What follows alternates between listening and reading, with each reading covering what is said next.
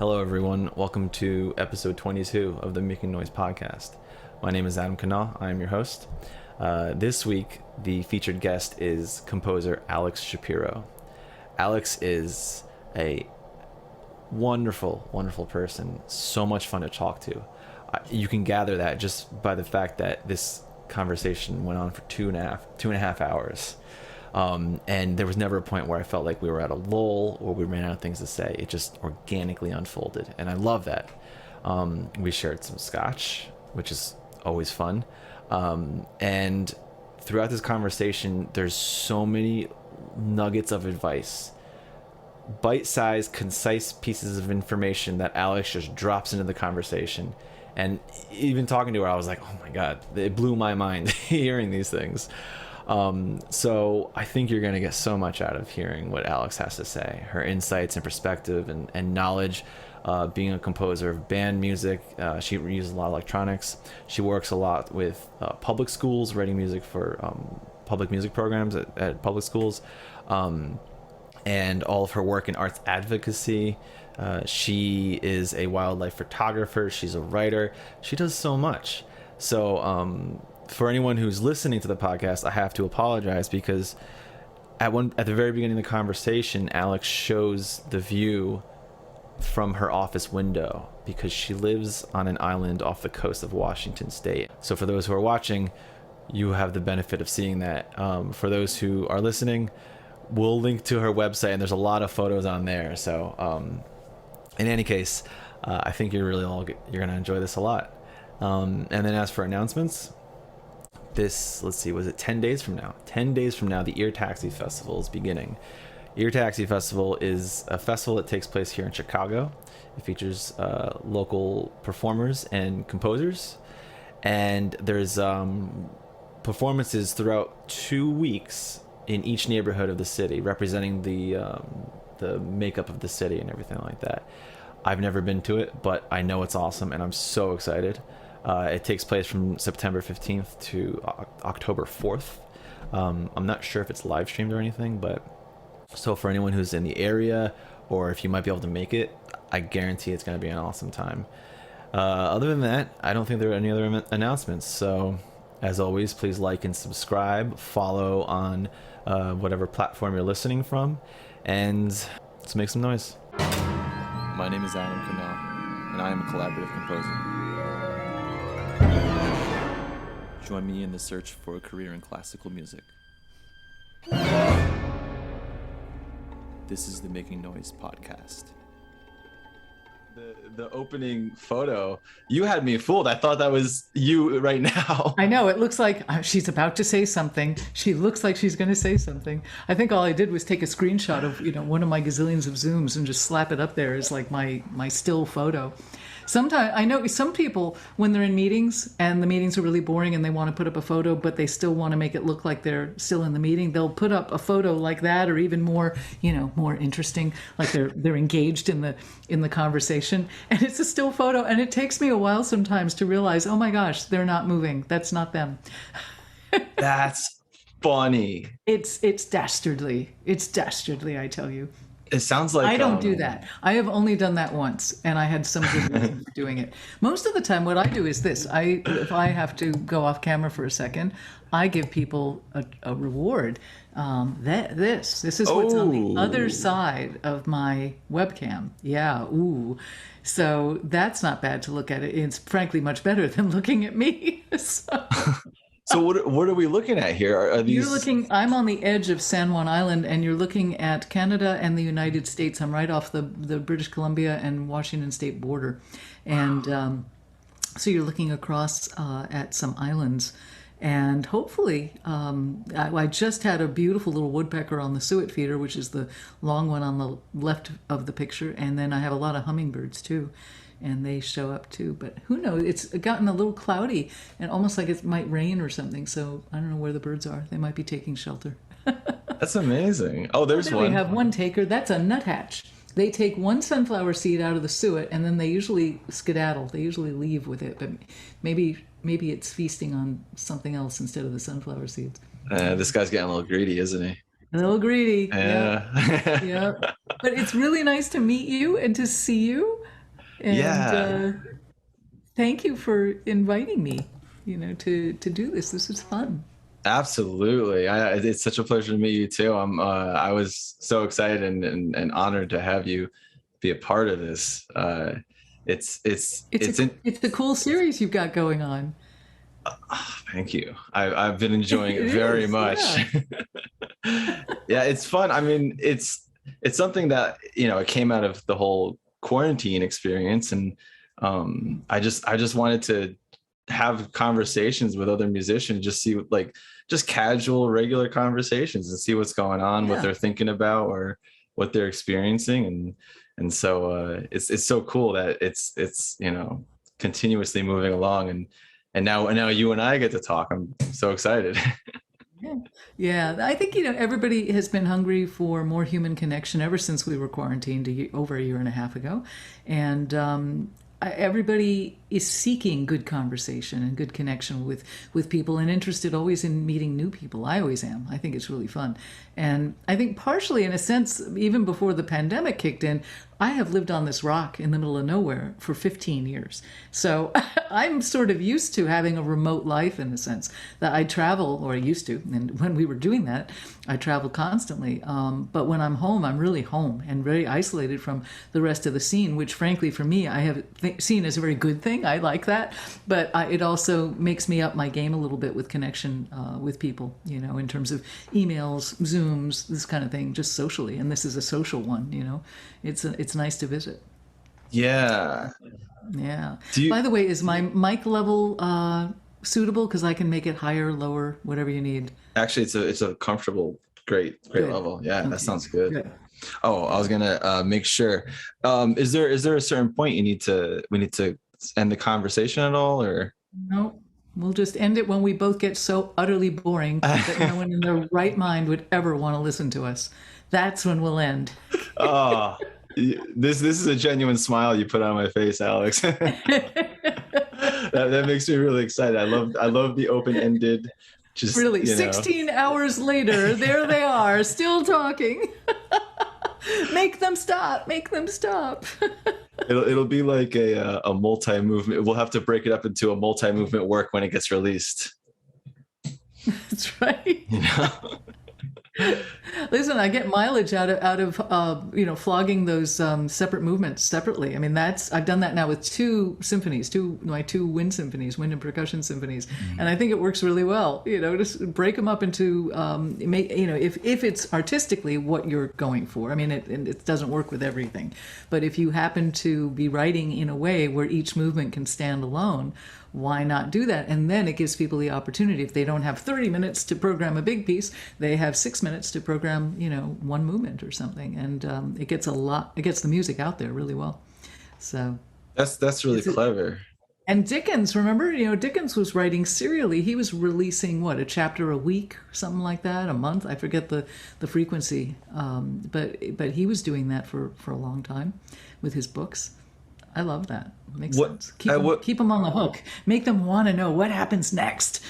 Yeah, exactly. You're kind of just like putting a little bit out at a time, and a little bit of a teaser, right? Exactly. At what point did you start realizing or start doing that, where it's like, well, why don't, let's just take the movement, just use the movement. Yeah. It was actually, I think the first time I did it was with a fairly early, one of my earliest piano pieces, concert piano pieces. It's a suite that has 5 short movements called, what's it called? Piano Suite #1, The Resonance of Childhood. Ooh, dark, moody, childhood, not happy. So it was 5 movements. And then it dawned on me, it happened kind of in reverse. I didn't decide to put the movements out there separately. However, I got contacted by a pianist who particularly loved the 4th movement, which is called For My Father. And then interestingly, other pianists also wanted that particular movement. They said they liked the whole thing, but they didn't have time for the whole suite, which was, I don't know, 12, 17 minutes, somewhere in there. I don't know. But they loved that one movement, which is by far the most moving and best movement, I think. And they one of them recorded it, a German pianist recorded it. Suzanne Kessel is her name, terrific pianist, who's recorded a few of my things now. And then other people started playing it, and then it dawned on me, I should actually publish it because I'm my own publisher, to publish it as a standalone movement. And then that happened soon after with a chamber piece of mine called Evensong Suite, which I think is 6 movements. And same thing happened. Somehow the second, I think it's the second of those short movements kind of caught on with some people. And next thing you know, people are asking for separate movements. And so I think I backed into it and I realized, oh, this actually makes a lot of sense. So ever since then, when I do multi-movement pieces, and I love that format, I think that my attitude is if anybody wants to perform the separate movements without the context of the whole piece, go for it. I'm writing in such a way, I hope, that each movement, will have meaning, maybe at least to somebody. So yeah, it works. I recommend it to a lot of my peers. I always say, hey, think in these terms, because it'll get you many, many more performances of that music. And each movement is sort of advertising, if you will, for the whole piece. So, that happened a lot with Immersion, the first of the wind and percussion symphonies, where, the movements stand alone, and a lot of times, especially the first and the third movement, depth and beneath, they get programmed a lot by themselves. And then people learn about the whole piece. It's like, oh, wow, we could do this whole thing. So, yeah. It's interesting. It makes me think about, I think usually it's only either classical musicians or enthusiasts of classical music who think about listening to an entire piece from first movement to the last. Whereas often, like, people, like, if you say the Moonlight Sonata, they'll just think of that one movement, right? That's right. And you know what else? Streaming services, Spotify or Pandora, or even, anybody's iTunes list, they mix up the movements and the pieces. It's track by track by track, right? They rarely keep things together. They rarely keep things in the right order. You have to here's a little helpful hint from Heloise here for any composers listening or producers. Just always make sure in your metadata and in your titles of multi-movement things, put the number 1, 2, 3, whatever. If you want them in any semblance of order, people have to know and see what order they're supposed to be in. Otherwise, they'll have no clue and they'll play them in any order. But the thing is, so many people listen on shuffle or don't pay attention, right, to movements, that you become the victim of the digital world. And that's how people are listening these days. So I think that also played into my thinking, 20 years ago about this, when streaming was not, a thing the way it is now. But it really made me think that, wow, people are listening to this stuff in any random order. For self-preservation as an artist, it would be good if my pieces actually sound good in any order. The other thing is production, that you have to really think that, because your piece, your chamber work or your solo piano work or your solo oboe piece or your orchestral work are going to be played right next to, Billie Eilish or Lizzo or anybody else. You want your production values to be pretty solid too. You want them to, the mixing and the mastering, especially the mastering, should really sound great. Another helpful hint, because these days, everybody's just on shuffle all the time. They're listening to everything, which is great. I mean, that's how it should be. And also, most people are listening on their cell phones, or if they have earbuds, and they might be using earbuds, right? Yeah, earbuds. And that's kind of a sad thing. I mean, now I'm speaking as an engineer as much as a composer, that I have to say it's really sad. They end up mixing to kind of the lowest common denominator, because basically, when that at best someone's going to listen on their decent desktop speakers, and most of the time, as you're saying, Adam, they're going to be listening on their earbuds or whatever, which are usually crap earbuds, not great ones. Or they're listening straight through their god awful, computer speaker or cell speaker. We have to take that into account as the reality for how people are going to hear stuff. And so that means making sure things aren't too boomy, aren't too pitchy and abrasive in the high end. All these things that really are the opposite of what you're ideally going for with depth of sound in a recording studio setting. It's been challenging, and frankly, to riff on that, the minute I got into started doing electroacoustic pieces that are often played in schools, right? These wind band pieces, I had to start taking that into account too, because as you can imagine, every auditorium is wildly different. Rarely do they have a really good PA system, in these places. And sometimes you're ending up in the gymnasium, I mean, I've had plenty of performances where the band is performing in a gymnasium. God, can you imagine that sonic hell that a gymnasium is? But you do your best, right? And you just figure, my attitude is I'm just happy they're playing the damn music. I think that's Right. awesome. You know, the fact that it's going to sound less than ideal and less than I would have ideally wanted it to sound over the speakers, I'm not in control of that, right? So all I can do as the engineer, and also with my wonderful mixing and mastering engineer John Rosenberg, who's been my partner in crime on a lot of these tracks for the past year and a half now. All we can do is say, okay, this sounds really solid. And if I hear something that's going to be a little too high, let's say on the high end, I know that's going to be screeching, in another venue. Or if I hear something that's really boomy, a little too low mid-range, I'd call it, I point that out and I say, you know what, that's going to howl to the ears of the audience in the wrong venue. So let's just dial that back a little bit, You have to make concessions, I think. I mean, not every artist is going to agree with me at all, and that is totally fine. I make concessions because I really want to get the music out there and get people enjoying it, whether they're playing it or hearing it. I totally respect any other artist that says, I will not make any concessions, I will not compromise, it has to be a certain way, and this is the only way I want it, otherwise they shouldn't play it. I totally get that, It goes both ways. It's just, your personal preference. There's no right or wrong.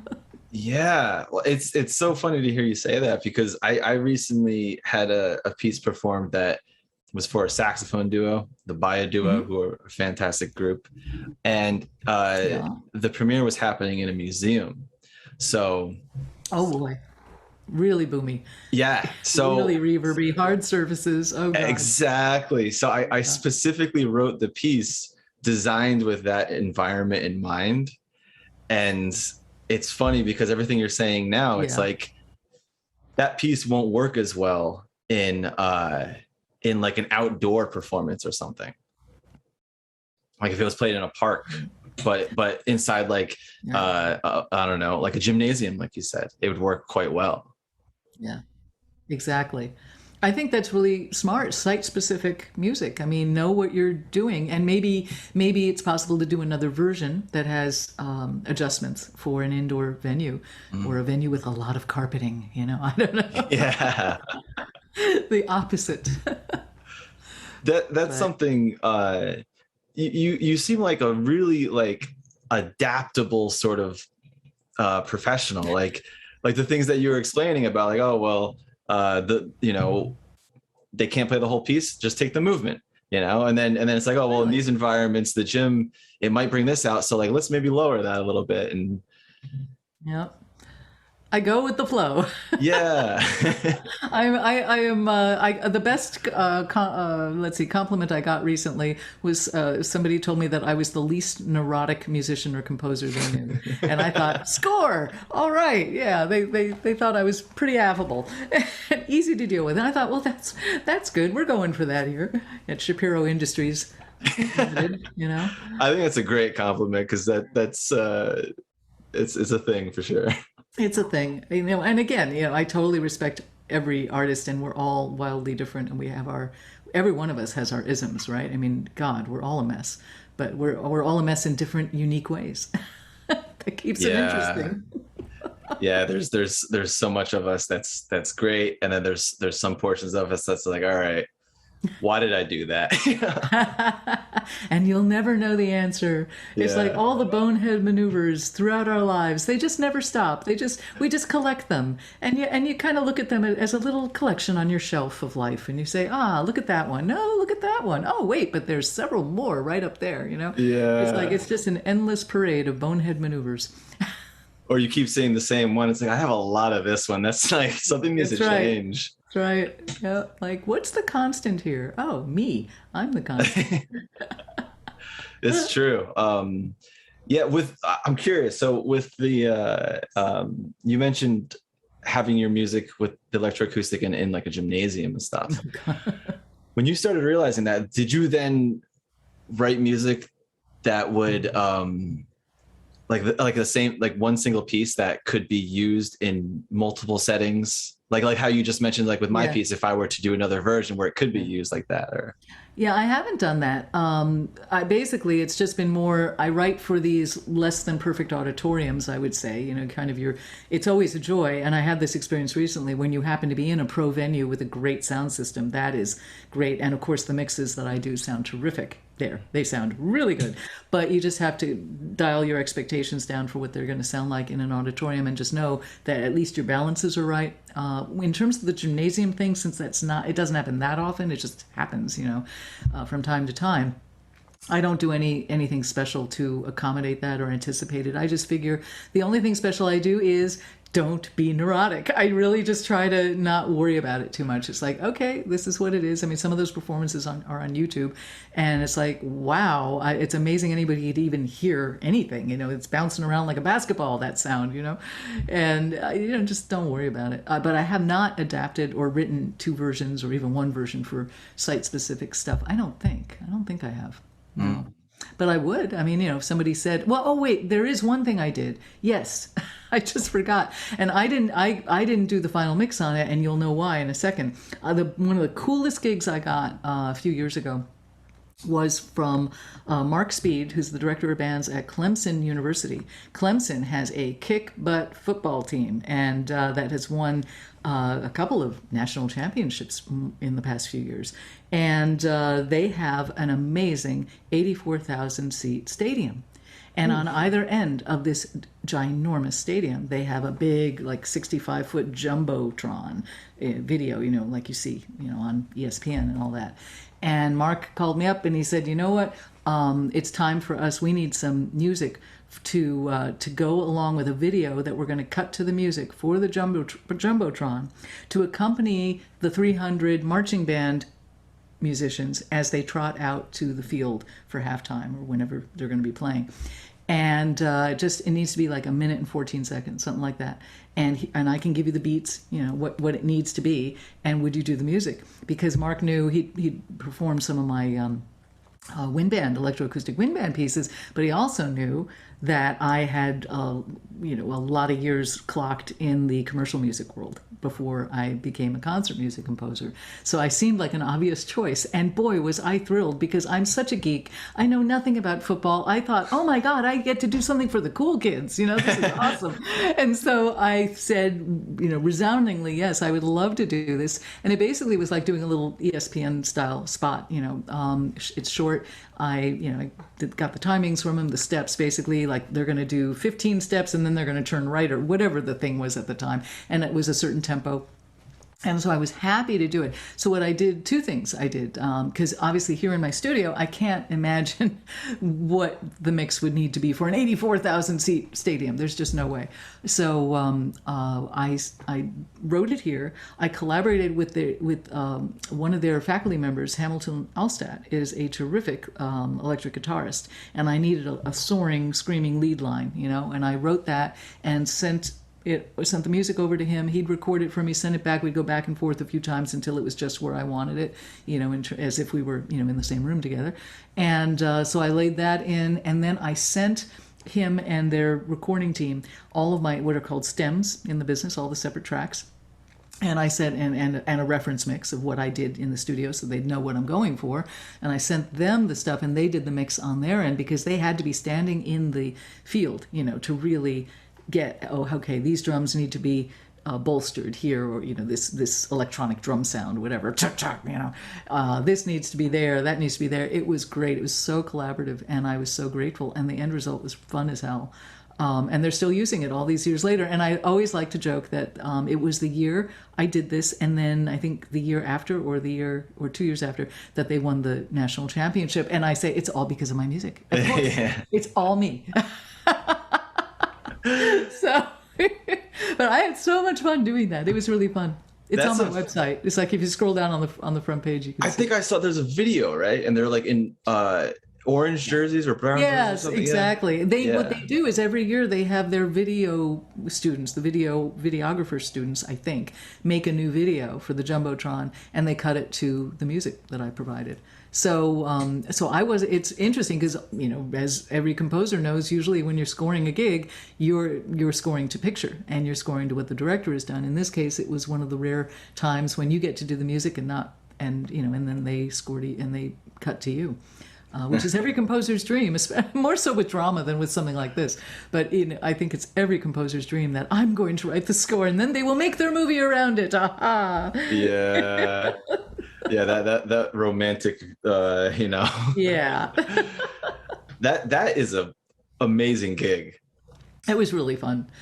And I love that they're still using it. As a matter, it's a licensing deal, so I was just in touch with them because August is the renewal, and I said to him, hey, if you don't want to renew, that's fine. He said, no, we really want it, and I said, if you want something new, just let me know at any time because it's been like 5 years, 6 years, whatever it's been, and I said, anytime you want something new, because I would do this again in a heartbeat. It was really fun. Oh, totally. Yeah, that's like. What an interesting project too that you got to work with the guy on the electric guitar. Oh yeah, that was great. I mean, he was wonderful. He is. He's still with us. I don't want to speak of him in the past tense. Well, he was wonderful on the recording. He is wonderful. He sounds great on the recording. He will. Yeah. He gave me just what it needed, and I came across a couple of years ago. I stumbled across on YouTube. Some person a fan in the stands had filmed the musicians coming onto the stage, and so through their eyes up in the bleachers I got to hear and see the whole thing and got to see the jumbotron, some of it as they cut to and from it, and the musicians on the field. And Mark has been saying for years that he wants to get me out there, to bring me out onto the field and introduce me. Which would be hilarious to hear all those cheers. That would be really fun. Or boos, perhaps. I don't know. Oh, no. But I look forward to it. It just hasn't happened because when we were traveling, I was never in that part of the universe. I was never in that part of the country. The closest I was Nashville, which is not close. So every year I go to Nashville for one of our ASCAP board meetings. But other than that, I'm not down there. Yeah, I was wondering if you had a chance to experience it amongst all like the 80,000 fans. Yeah, really. I will at some point. Yeah. I will definitely do that. Mark definitely wanted me to have that experience. He said, it's so cool. I can only imagine. The closest I came to being on a field, well, not closest, I was on a field once years ago.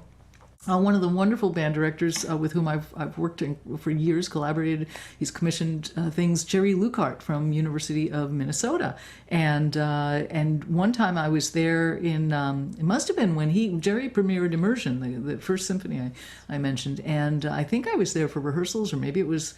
No, it must have been rehearsals because I remember it was October or September or October. It was early. I was there for something, or maybe to speak. I don't know what I was doing, but it was really cold. It was unusually cold even for there, and it was like in the 20s. And I had brought kind of a light spring leather jacket and a car coat, nothing parka-like. And Jerry said after whatever we did, a rehearsal or whatever we were doing, he said, "You want to, the marching band is about to start rehearsing. Do you want to check that out?" And I lit up like a Christmas tree. I said, "Oh my gosh, I'd love that." Because my school, we didn't have any of this. We didn't have a band. We didn't have anything when I was growing up in New York City. None of this. So this was all new to me. And so I said, yeah. So I remember him taking me out onto the field. And I looked up, and there's the big M, kind of painted on the chairs in the stadium. And I'm looking around, and it's a huge stadium, and it was fairly new at the time. It was their new one. And I just thought, wow, this is like the way someone feels when they go to Carnegie Hall for the first time, that they've only seen it on TV. I felt that way about this stadium. It's like, wow, I've only seen something like this on TV before. I'm in this big stadium. And then the musicians were kind of warming up and stretching, whatever. It was freezing. It was like 28 degrees or something. And of course, some of them, including, I think one of the sousaphone players was shirtless, right? I mean, they're just young and brave. And as one of the sousaphone players, came by, Jerry stopped him and he said, "Hey, first, can I borrow your instrument for a second?" And he said, "Of course." And so Jerry proceeds to lift up this 45-pound instrument and put it on my 120-pound frame. And that gave me an enormous respect for every player out there who is not only playing, presumably pretty well, with really cold fingers, but also dancing and stepping and doing all the things they have to do to, make the whole presentation, the art form, work. The marching arts are amazing. And to suddenly have this huge instrument on me, and how heavy it was, and I was trying to figure out, how does anybody play with cold fingers? It gave me an affinity, something I always talk about. That you want to connect people with something. The best way to do it is to literally immerse them in something, right? And I had that immersive experience on the field with a sousaphone. That sounds like it. I mean, oh my God. Yeah, with marching, it's like, all right, you have to do these steps, you have to twirl around in this temperature and play in tune, by the way. Right. Unbelievable. It's a mystery to me, because they sound great. I mean, these bands, a lot of the bands really sound wonderful. Mm-hmm. It's fairly monophonic. Obviously, it's a different kind of music that you write. I have yet to be commissioned to write a piece for the marching arts, but I'm fascinated by it, and I listen, and I know some people who do amazing work in that field, and I really like watching DCI and all that stuff. I'm fascinated by that stuff. Mm-hmm. It's all a mystery to me, but. It's an absolute mystery to me. No, have you done that stuff? No, I haven't. No, I went to grad school in Bowling Green, Ohio. Yeah, and there's a marching band there, and I remember hearing them practicing and stuff. And I would watch them because they practiced right next to the music building in this open field and stuff like that. And it's just it always kind of blew my mind, honestly. Like I'm a classical guitarist. And so, like, not a whole lot of classical guitar in marching band. Yeah, exactly. But wait, there's an opportunity there. There is an opportunity. You need to nail this. Come on. You need to introduce classical guitar and maybe recorder, Baroque recorder. Oh my goodness. That would be so awesome. This is like a multi generational, like, musical what's the word I'm trying to say? Like multi-century, like sort of, a little bit of the Baroque, and then the 21st century marching bands. Maybe there were marching bands with lutes and recorders back in, the 17th century or something. We just don't have any records of them yet.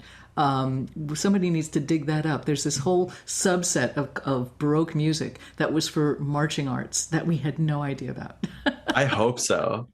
Jousting was taking place, and there probably is a long history of this. I know nothing. I am not a scholar. I don't know much about that either. I mean, yeah, like in a jousting competition, and the people on whatever horn they're playing riding along on the horse, and like, exactly, they got that stuff going on the horses, and I know that they parade around, but I don't know if they were ever like marching the way we do, choreographed marches. But that would be very funny. It could almost be a great Monty Python kind of sketch, I could just imagine it. It would be really quiet, because think how quiet the instruments were. I mean, recorder and lute and guitar and maybe a little drum with an animal head skin, an animal skin head. It would be really, really quiet.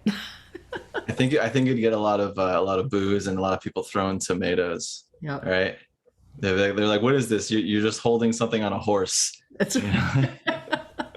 I can't hear what you're doing. I hear the stomps of the horse. That's it. That's it. Use the horses as the percussion section. They'll come up with something really, really amazing. Very, very good. Horse percussion improv. Yeah. Yeah. I feel like that would be a thing. I feel like someone has to have done something like that with galloping. I would think so. It's such a great rhythm. I know. What's his name? Michael something. What's his name? It's slipping my mind. He teaches at I think Cal Arts. Oh goodness, I can't remember his name. But he wrote a piece for the International Contemporary Ensemble, and I think it was like a choir or something. And they had like dry rice, and they were holding these pieces of paper at an angle and just dribbling the rice onto the paper like raindrops, and it was like gradually like falling, and so that's something I had never seen before, but I thought it was a really great sort of effect, with that ambient sound. That's right. That's beautiful sound. I like that. Hold on one second. I'm going to let my cat out. Oh, Because I sure. had closed the door here. You're locking them in there. Yeah. Come here, kitty. Out you go. There you go.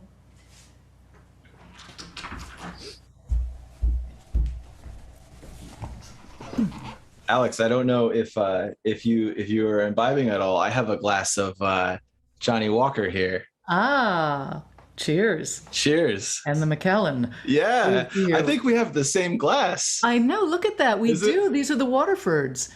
Is yours a Waterford? I don't know. Actually, I They really look don't really know. similar. It is similar. I love these little. I think they're 6 ounce. I have really small hands, and I Yeah. love these small. I have a set of six, and each one has a different pattern, classic pattern from Waterford. These crystal glasses are so nice to have your nip in. Yeah. They're very elegant.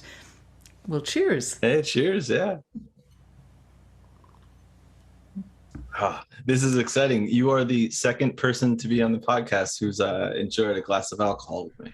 Only the second? Only the I second. thought musicians were a bunch of sots. Yeah, you'd think so. Yeah, no.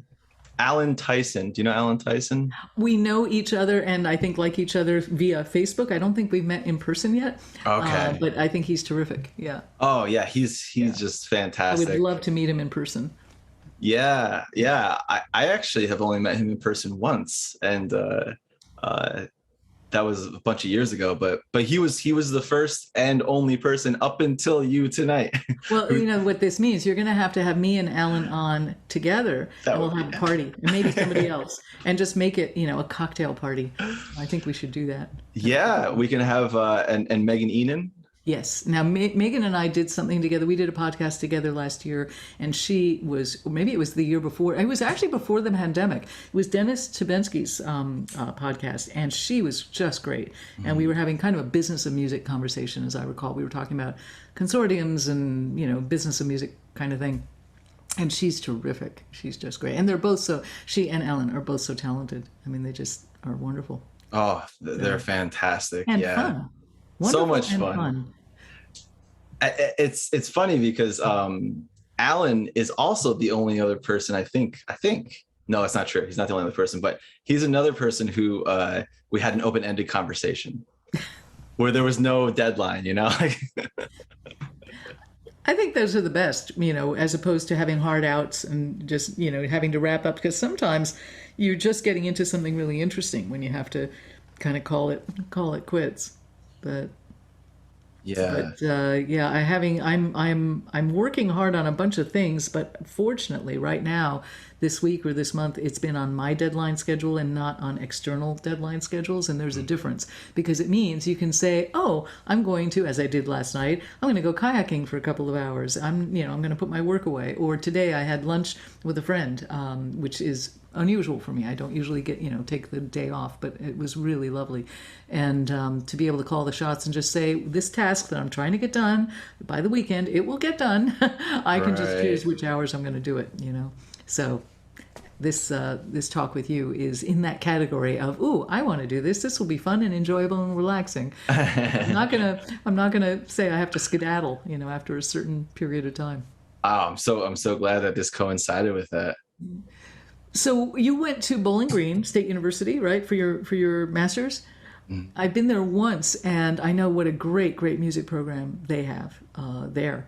And how long were you in Ohio for?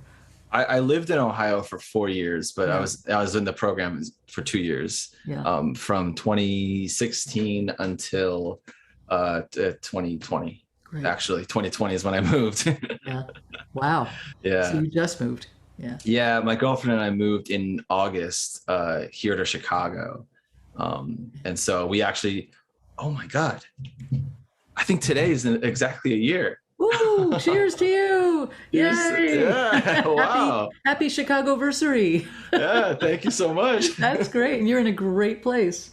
Yeah, oh man. There Yeah, are so many amazing things going on in Chicago.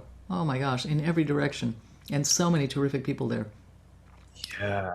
Wow. I'm slowly learning and the things and meeting the people Yeah. bit by bit. And obviously with the pandemic and stuff, it was, Yeah. it slowed that down a lot. But yeah, I mean, I went to an outdoor classical music festival.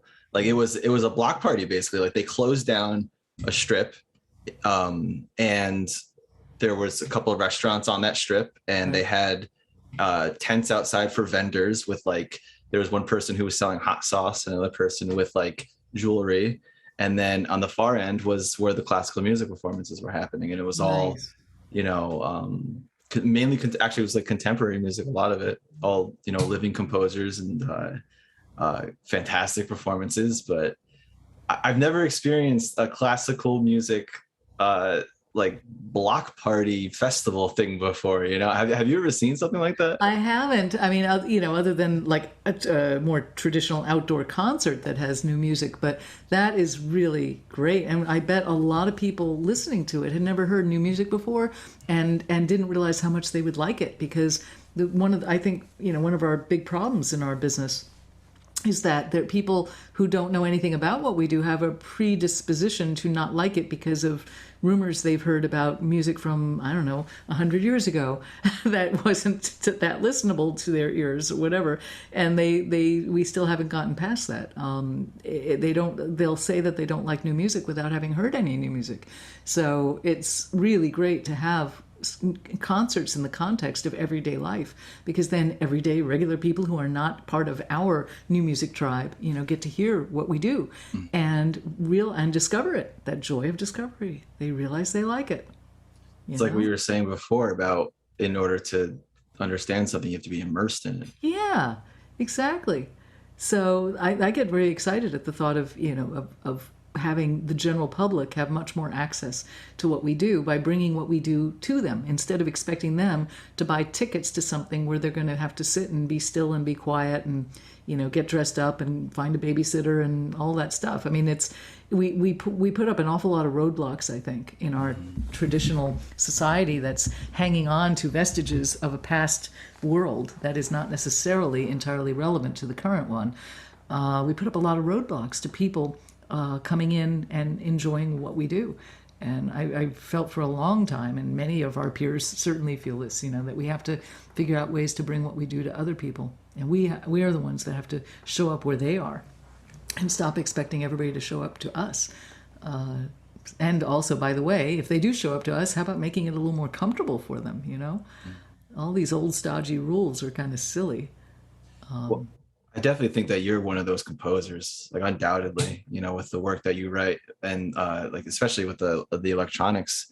I remember watching a video a few years ago of I think it was on your website, of a piece you wrote using rocks with rock music for young students. Yep. Yeah, and I remember watching the video of it, and there was like this light show, and like they had and it looked like a great time. I was like, yep.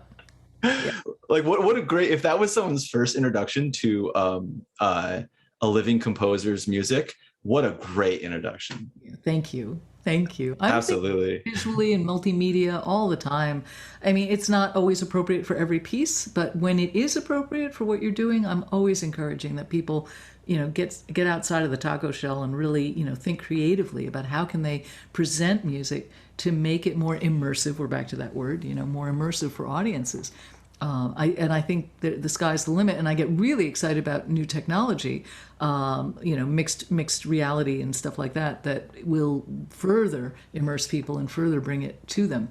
And in the next handful of years, we're going to see some really big changes and things that are going to become more and more the norm, that we can do incredible creative things with, and really rope listeners in who had not experienced this stuff before.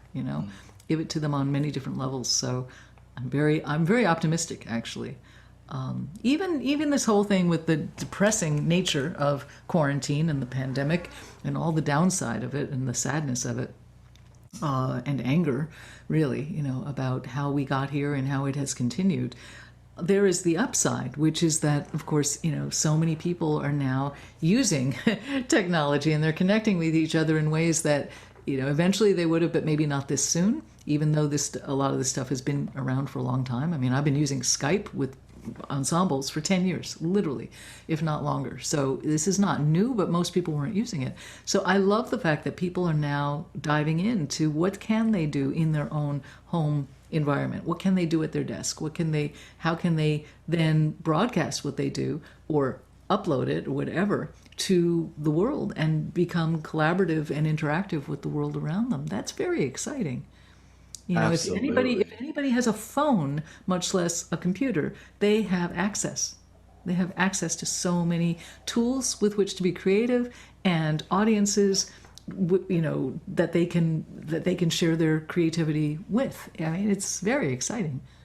Yeah, absolutely. I mean, especially with things, I mean, even on Instagram, all you have to do is just do some sort of hashtag and you can connect with people Yeah. anywhere and everywhere that might be have that hashtag, or even use a hashtag that isn't even a part of it. Like if it's a musical thing and you put like hashtag Nikes, you know, like you might, someone who likes Nike might see that and be like, oh, this is kind of interesting. You know? That's right. No, that's exactly how to reach a broader audience. You know, I have forever said that we have to stop just trying to reach our own people, so to speak. You know, we have to go for, you know, to somehow figure out how to collide with sports and how to collide with food and cooking and how to collide with, you know, science and aerospace and all geology, you know, anything, anything. It's all holistic. It's all, you know, continuous and interrelated. And I hate that so many people still view music or the arts in general, any kind of art, as being something that's separate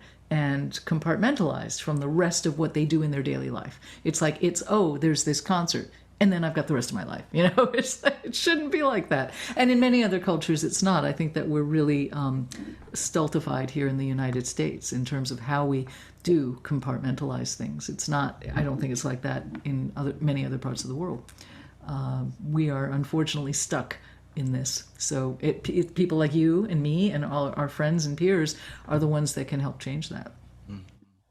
It's a lot like separating like you know, your personal life and your professional life. Yeah. And like there is a separation in there, but at the same time it's like they are both informed by the other. And you know, how well you function in your personal life will impact your professional life and whatnot. Right. Yeah.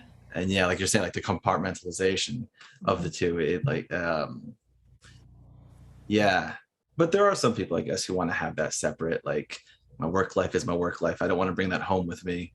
I'm sure a lot of lawyers. Yeah, it depends on your profession. I mean, I think in the arts, it's all one big soup. I mean, there is nothing about my personal life that doesn't inform the soup of my artistic output. I was thinking a lot about that actually yesterday in the kayak as I'm floating around on this very glassy water. It was an unusually calm day. It was about 5, 6. We were on the water from 5 to 7, pretty much. So at the end of the day, and there was almost nobody out there. There were no boats. There was one stand-up paddler, maybe two, that went past us at one point.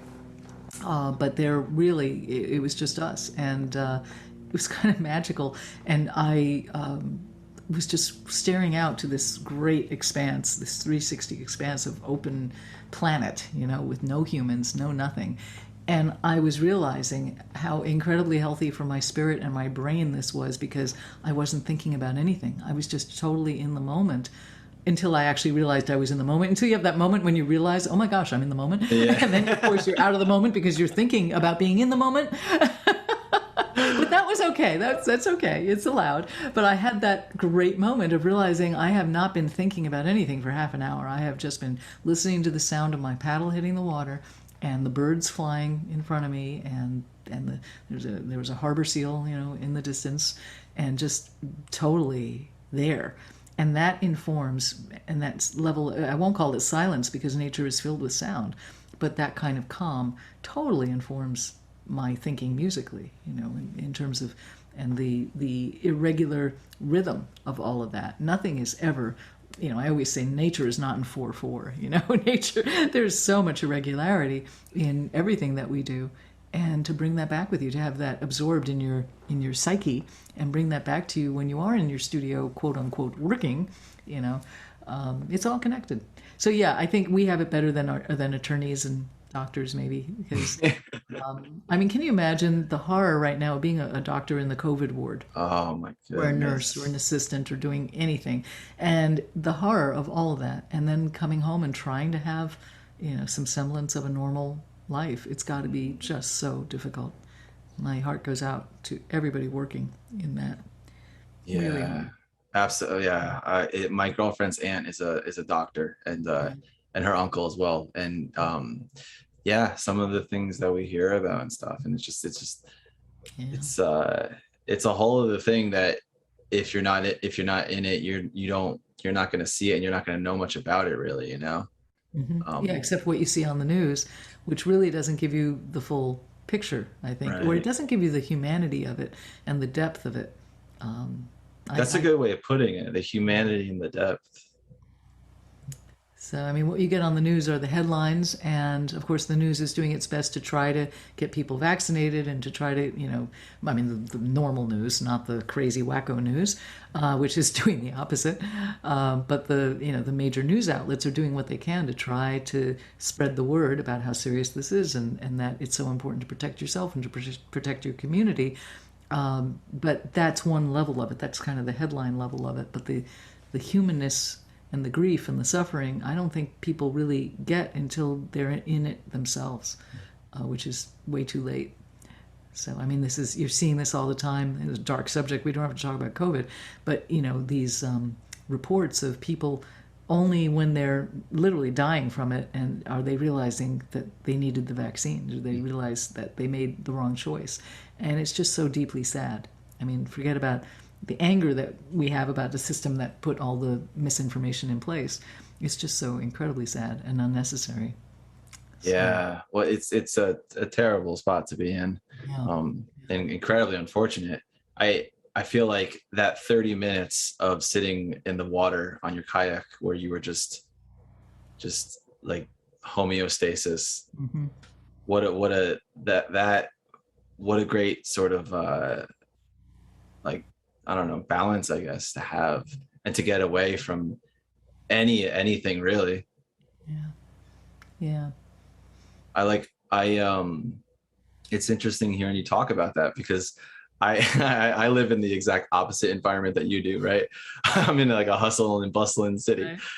but I do the same thing. I like when I'm walking to my car, or like walking down the sidewalk or something, I'll just kind of be listening, like hearing the wind, and then hearing like something off in the distance, like tapping, hearing a car peel out or whatever. And like just kind of, like you said, this irregularity of sounds that just kind of come and go. And like the, Absolutely.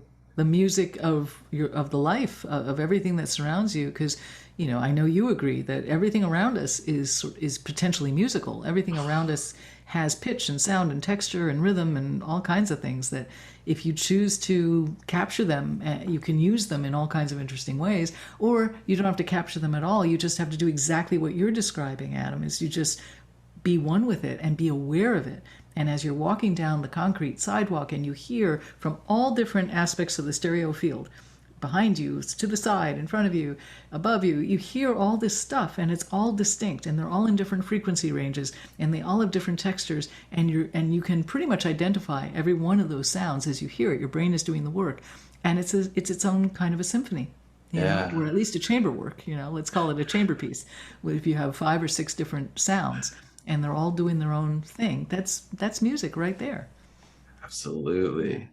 Yeah. It's such a like a beautiful perspective to have on all of the, just experiencing the day as you're even going for a walk. Exactly. I mean, there's so much around us to be fascinated by. Now, where you are, you can go out onto Lake Michigan. You can go, a little outside the city, go kayaking, all that stuff. I mean, you've got some great nature stuff around you, I know. But with your schedule, you may not have time to deal with it, to do it and, immerse yourself in that. But it is there, because I have some friends who, post pictures. They live in Chicago, and they post pictures of stuff they're doing. And it looks pretty nice in Well, the summer when it's warm. yeah, it's been a pretty good summer. It's funny you say that too, though, because my girlfriend and I were actually planning on doing like a weekend getaway this weekend, Yeah. and we haven't decided where that's going to be or what it's going to be. So sort of like this conversation. It's like open-ended in a way. You just get in the car and drive. I think the only downside is, unlike years ago, where you could literally just get in the car and drive, and when it's time to find a place to hang your hat, you could walk in and get something. These days, I think no matter where you are, you have to have a reservation, and it's so hard to get reservations. The spontaneity of travel has changed, meaning there is not as much of it, these days. It's sad because spontaneity is so much of the fun of life. Now you can, even camping, I mean, there are only so many legitimate campsites available, because we love to car camp and hike and all that. But even then, I remember one time a few years ago, we were in Glacier, and we had not made reservations, and somehow, thinking how big the park is, it was August or whatever, surely we'd be able to find a little campsite and pitch our tent. Nope, they were all out, and we lucked out. We just down the road a mile or two, we got this adorable cabin, but it was like a motel cabin kind of thing. It was really cute, like 1950s style. It was great. Oh, that's great. It was great. We were very lucky, but we just couldn't believe, like, you don't even have a campsite, and we found that in several camp places, that we ended up going to really beautiful places, but finding obscure places to actually camp. That nobody was in. It was almost like, oh gosh, nobody's here. Are we going to be axe murdered in the middle of the night? Basically, that kind of thing. But we survived. But it was really cool. It's a good thing you didn't watch any horror movies before that. Yeah, really. Or if you did, I don't know, but hopefully, There were two campsites in, I guess we were in, it was Montana or Idaho or Wyoming. It was the road trip from here to there, so it was the whole Northwest. And there were two places that were really beautiful, both creekside, and one kind of deserty and the other very more lush. And we were the only people there, and we kind of couldn't believe it, because they were really beautiful spots, but we were the only people there, which immediately your mind does go to, okay, where are the skeletons? Where are they keeping the last campers that were here? It was the last thing they did. You can't help but think that. Yeah, I think that's like, we very quickly go to that point. Yeah. Especially in an unfamiliar place, even if it's like a house, Yeah. Like what ghosts are lurking in the closet right now? Really? My mom, I grew up in northwestern New Jersey, and my mom in the 70s, I think it was in the 70s, after they filmed the movie Friday the 13th, and after it was released and stuff, that camp that they filmed it at was in New Jersey, in northwestern New Jersey. And my mom went to that camp like shortly after they made the movie. Nothing happened, or there wasn't any crazy experience or whatever, but like just that already is it's a trigger. It's a trigger. Yeah. It's like, wait, that movie was filmed here. It's a weird scenario to be in. Kind of cool one too, actually, but.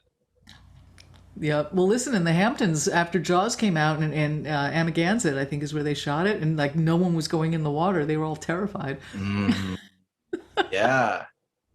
That story, I think, is from an actual shark attack in New Jersey. Really? I think there's a type of shark that can live in fresh water for a long time. And it flowed up a river in New Jersey and attacked someone in like the 60s or something. Up a river? Yeah. A shark in a river? That sounds like snakes on a plane, Yeah, shark. Yeah. Oh my God. I think that sucks, because when you're in a river, that's really the last thing you're expecting. I mean, even if you're in a river in Florida, you're looking for a crocodile, but not a shark. Yeah. But up in New Jersey, a shark in a river in Jersey. No. Bad. A hard nope. I could be wrong. I could be very wrong about that, but I Shark in a river. Yeah. I don't. No way. That never would have crossed my mind growing up. Fact check this one. Please do. Please do. The origin of the story. Yeah. Northwestern Jersey is really pretty. I mean, that's really beautiful there. Really nice. Yeah, it's amazing. Like in that area, where I grew up, I was like 30 minutes from Pennsylvania, about an hour from New York City. Yeah. New York State was like 45 minutes north. Yeah, you're in the middle of everything. It's great. Yeah, Total yeah. access.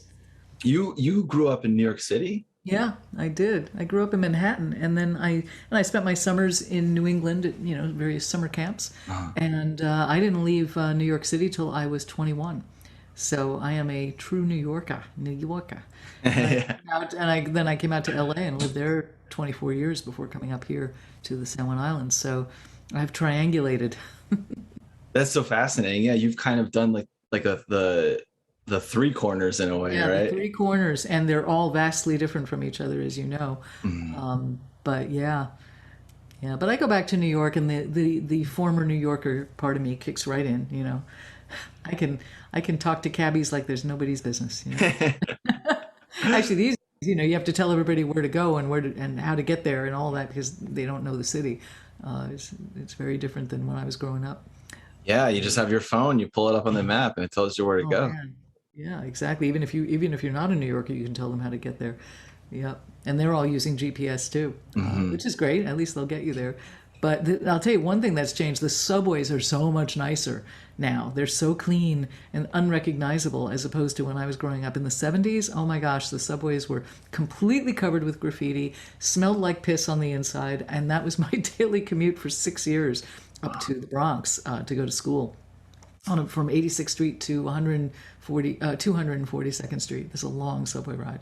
And on the number one, that was a long way on a stinky, dirty subway. And it was just normal. I mean, that's all you know, so you think that's fine. But now I go on the subway and it's like, my God, it's way too clean. Where am I? This doesn't look right. It's much nicer. Oh my goodness, that I could imagine the summertime that being a Yeah, rough experience. yeah. Yeah, But efficient. I mean, the subways are efficient. absolutely. Yeah. It's interesting. You've like New York, LA, and Washington now, right? Hmm. What, so this is like, I feel like this is a backwards question, but living in the area you live in, what is it about the city that you might miss?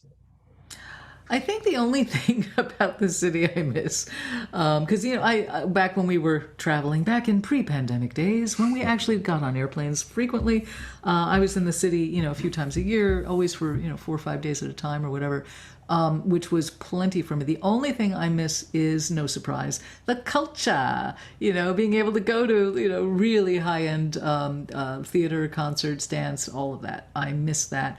I miss the clubs because I love to club. I love to dance and all that. These are things you're not going to find in the San Juan Islands, and that's fine because, of course, we have other things that you'll never find in the cities, like whales and things like that. So it's a very happy trade-off. I'm fine with it. But yeah, when and you know what else I miss? I miss Indian food. I really love Indian food, and we have a lot of restaurants in Friday Harbor, which is our town here on the island, but we do not have an Indian restaurant. I'm hoping that someday somebody will come in and start one. But I'm pretty funny because my friends know when I'm in New York, it's like the first thing I want to do is go to an Indian restaurant, like or maybe twice during my trip at least or something. I just want Indian food because I miss it. We have a great sushi place here, so which we didn't used to have initially, but now we do, and that's superb and that's great. We've got Italian, we've got Thai, we've got other things, but we don't have Indian. So that's something I miss. So I miss live entertainment of the highest caliber and Indian food. There you go. Yeah, those are two good ones. Yeah, that Very sums it good up. ones. But I do not miss the sirens and the fire engines and the noise and the people pouring out of bars in the middle of the night, Mhm. screaming on the sidewalks, kind of thing, as sound travels up. So I don't miss any of that. Oh, the humanity. It's just teeming with humanity, these cities. I've become curmudgeonly. As personable and social and affable as I am, ultimately, I don't want to be around anybody. Leave me alone. And that's when you get to go out on your kayak. Exactly. I'm going to Yeah. post some video. If it came out, I'm going to post something on Facebook in the next day or two, and so people can experience that utter solitude. It's quite something. Oh, I look forward to But, seeing I it. think we all need to be with teeming humanity, for short periods of time at least. I mean, like, I love going to conferences, for a few days. I just got a blast of that last month. And Again, I'm hoping if COVID will allow us to all convene, the Midwest Clinic, I'll be in Chicago. Maybe I Mhm. can say hi to you in person. That would be fantastic. The Midwest Clinic is happening, we hope, the 75th anniversary. And that's, 20,000 people or something to send to that conference. It's really great to be with large quantities of, like-minded human beings for short periods of time. You get your blast of that. Some people can do it every day of the month. I can't. I mean, I think many of us, many musicians certainly, have a limited span of what we can endure before we just want to crawl under a rock and Hmm. say, just, I don't want to see anybody. Absolutely. I'm very with you on that. Yeah. That's one of the things actually, when the quarantine started, it was like, for me, it wasn't too much of a transition because I'm already so used to just like retreating, Yeah, and just exactly. and like being in, all right, I'm gonna be in the office here, write some music. Yeah. I don't need to see anyone today or next week. Like, I think a lot of us were saying we've been training for this our whole lives, man. It's like this is not a hardship in that way, especially if you're lucky enough, and not everybody, was to have a nice apartment or a nice house or something that you enjoy being in. Then you really had it made because it was no different than your average Thursday. It's like mhm. this is what we do. We do hole up a lot. That's how the work gets done. I feel really badly for people who have crap living circumstances because then you're stuck and it's not fun. It's not Yeah. nice and it's miserable and there's a few definitions of that. One is not having a good space to be in, and the other is not having good people around you, whether it's roommates or family or whatever bad situation is not working out for you. Suddenly you might be a little more stuck during times like this, and that is not fun. But if you're lucky enough to have good relationship and good structure around you, good place, good physical place, then yay, that's a good thing. Oh yeah, that's a very good thing. Yeah, It's especially as a creative person. exactly. And we It's don't take any of that for granted. When you have that, one is keenly aware of how fortunate they are. I mean, mm, there's not a day I wake up when I don't like pinch myself and say, "Oh my gosh, I am so unbelievably fortunate." And how did I luck into this?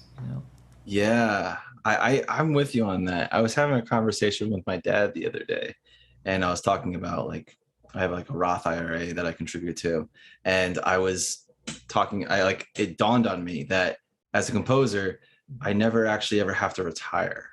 Yeah, Like Elliot Carter composed until he was 102. that's right. Yep. He kept accepting commissions. Yeah, I love that. Optimism, and it worked. Yep. It's great. It's true. Musicians usually we die with our boots on, so to speak. So that's a good thing. Yeah. It keeps us motivated. Most of all, it has to do with that self generation of things, internal generation of things that interest you. That keeps you going. Because I look at people who depend entirely on the outside world, the external world, for their interest or their entertainment or their whatever's going to happen to them that day. And I don't think that's a very good place to be ultimately, because at some point you're going to be failed by that. And those of us who have these very complicated internal lives as artists, we're so lucky because we carry our world with us all the time. And we choose by our profession as composers, we choose to be in a room by ourselves for ridiculously long lengths of time, right? That would be solitary confinement to other people. So we actually choose that kind of thing voluntarily. And we're very well suited to it because there's a whole universe going on in here, right? That's private to us and very enjoyable, or an enjoyable challenge. Like I think when you're writing, it's not always that it's always totally enjoyable, but it's this you're seeking something and you're on a hunt for the answer to some puzzle that has been set up in your brain musically or otherwise if you're a different media in a different media, and you're compelled to find the answer. You're just compelled to keep at it. And that's really great to have that, to be compelled by this self-generated internal muse that won't won't let you stop. The never ending question in a way, right? Like, Yeah. This kind of makes me curious with this discussion on having this sort of external thing that could weigh you down, being the pandemic and the quarantine, and then like the need to create and the energy you need in order to do that, right? Creative energy. Have you noticed in yourself any sort of cycles of highs and lows, and have you found ways, and if you have you found ways to sort of navigate through that? Does that question make sense? I feel like I stumbled through that question as much as I'm Try it again. Restate it. Restate the question, please. Sure. So have you noticed at all for yourself that you have cycles of highs and lows, like feeling like there's a 2-week period where you just need to withdraw because you're not feeling great. And then there's like a 2-month period where you're like, I am so productive. I am, cruising along. Yeah, I definitely have noticed, cycles beyond my control. That because I'm usually always on deadline, always having to work, always, just trudging along happily because I do love what I do for a living. But there are definitely cycles where I seem to be in the zone for a while, and then for some reason things aren't clicking as much. Even if I'm writing, even if the writing is going well, there's something feeling a little disconnected, and I'm feeling kind of overwhelmed. And then all of a sudden that goes away, and then I'm calm and happy and in the zone again. Maybe that's just human thing, no matter what you do. I mean, maybe if I were a plumber, it would be the same, that's just the nature of being human, that you have weeks that are, for whatever reason, everything's aligned just right. And then there are weeks when you're feeling a little off, and you can't even describe why or how are you feeling off. You just know that you're not quite in the pocket, but it's hard to describe, and define what's going on and what's missing. But then it feels really good when everything's flowing. One thing I've noticed with Dan, my husband, is that who is a really talented woodworker and furniture builder and cabinetry maker and home builder. He does many, many things, and very fine cook also, and baker. And one thing I've noticed living with him, we've been together 10 years, and I don't know how this is, but I've noticed that we both kind of get in and out of the zone at similar times. I don't know why that is. And I don't think we really affect each other, because I think it's very personal to each of us, what's going on in our respective work spaces, But I have noticed that when I'm in the zone, he's also clicking in. And when he's clicking in, I'm also clicking in, And then vice versa, when I'm a little out of sorts, in terms of just not knowing quite what's going on with my day, like I have all this stuff to do, but I can't seem to focus very well and get started. I feel like I'm not getting enough done in a particular day. He's had a day like that too. And or a week like that, we'll both have a week like that. And I don't know what's in the water, but it's kind of fun. It's nice to have company, I guess. Like right now, both he and I are in this very Zen productive zone. Like he's been working on this really cool project, and I've been working here and doing these mixes and having a really good time. And it's interesting. I hope it lasts. That's the other thing. You never know when what rug's going to get pulled out from under your zone, so to speak, and you're out of the zone. You're in the penalty box or something. And then you just wait for it to come back, right? You just keep trudging along and doing your thing, and it will come back. What we do is a faith-based business. I tell you, you just have to have faith. Oh, wow. Yeah. You have to have faith it's going to come back. That's a good way of putting it. It's true. I love that you two have you're like on this cycle sort of together. Like it almost sounds like empathetic. Yeah, it does. I could use the metaphor of, apparently when women room together, their periods lock in sync. Right. Which and I have seen that happen. Years ago, I had a roommate, and in fact, our periods locked in sync. I have no idea how that happens or why, but it is a thing. So maybe Dan and I are having our periods at the same time. It's our creative periods. That's all. Do you and your girlfriend have the same flow together? Have you noticed that? Have you tracked that? Flow is perhaps a bad word to talk about after period. Wrong choice of words. It's so funny because so many of these words, cycle, period, right. Oh my God. it's yeah. See that this is just where we are. Like it's. Oh my goodness, that's so funny. I feel like to a degree, yeah. Yeah. And because I know like I'm pretty empathetic, you know, when she's feeling down, like I can feel pretty down, knowing that like like I don't want her to feel like that, and she's similar with me.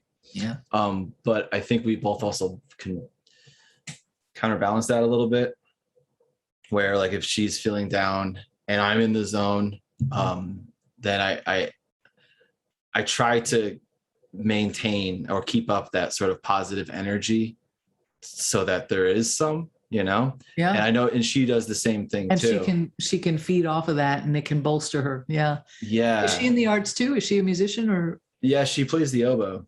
Cool. Excellent. Yeah. It's amazing because I had no understanding or anything of the oboe prior to being with her. And now it's like I know so much about it. I could listen to a lot about reed making, don't you? My goodness. Alex, the chair I'm sitting in right now has cane on it. So the amount of times I walk through our apartment and I get cane in my, you know, like step on some fresh, Yeah.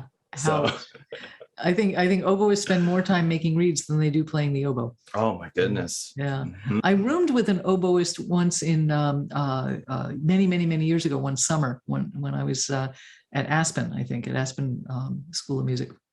And I remember watching a lot of reed making going on. Yep. A lot more reed making than sound. I have so much more respect for them because of that. Like, yeah, exactly. It's such a great craft too. Bassoonists, of course, as well, and it's such an amazing craft to make the reeds, to understand, and to have enough on hand, and to be so. I'm really sympathetic as a composer to when you've got a bunch of reeds, and because of the humidity or whatever, none of them are working, and this one's cracked, or this one's whatever, and this one's honky and squeaky, and all the dwarves, all the dwarves. Yeah. It's not. They're really it's a challenge. It's a really big challenge. It's not like playing the piano where you put your hands down and it sounds pretty good, and then a few times a year you get it tuned. That's it. That's very true. I have a sort of similar experience playing classical guitar because you have to shape your nails, and I hated doing that. Oh my God. And it would be so frustrating because, like making a reed, if I shaped my nails in the wrong way or I did too much, then it would screw it up. It screws it all up. And you have to wait for it to grow properly. It is. And did you use artificial nails? I never did, but that's a smart move to do. Yeah, I don't know why I never did that. Yeah. There's a guitarist. He's a world-renowned guitarist, Jason Vio. And he uses a ping pong ball he cuts up for his thumbnail. Wow. He likes that curve. Yeah. Yeah. It's really clever. And he has amazing tone. Wow. They make all kind. I used to play a lot of guitar, and they make a lot of picks. They're these. I have one here. Let me see if I can pull it up. These have you ever used these? They're called Arctic picks. These things, they go on. I kind of liked them. They come in all different sizes, so they'll fit, whatever finger you need. And you basically, let's see if you can see this.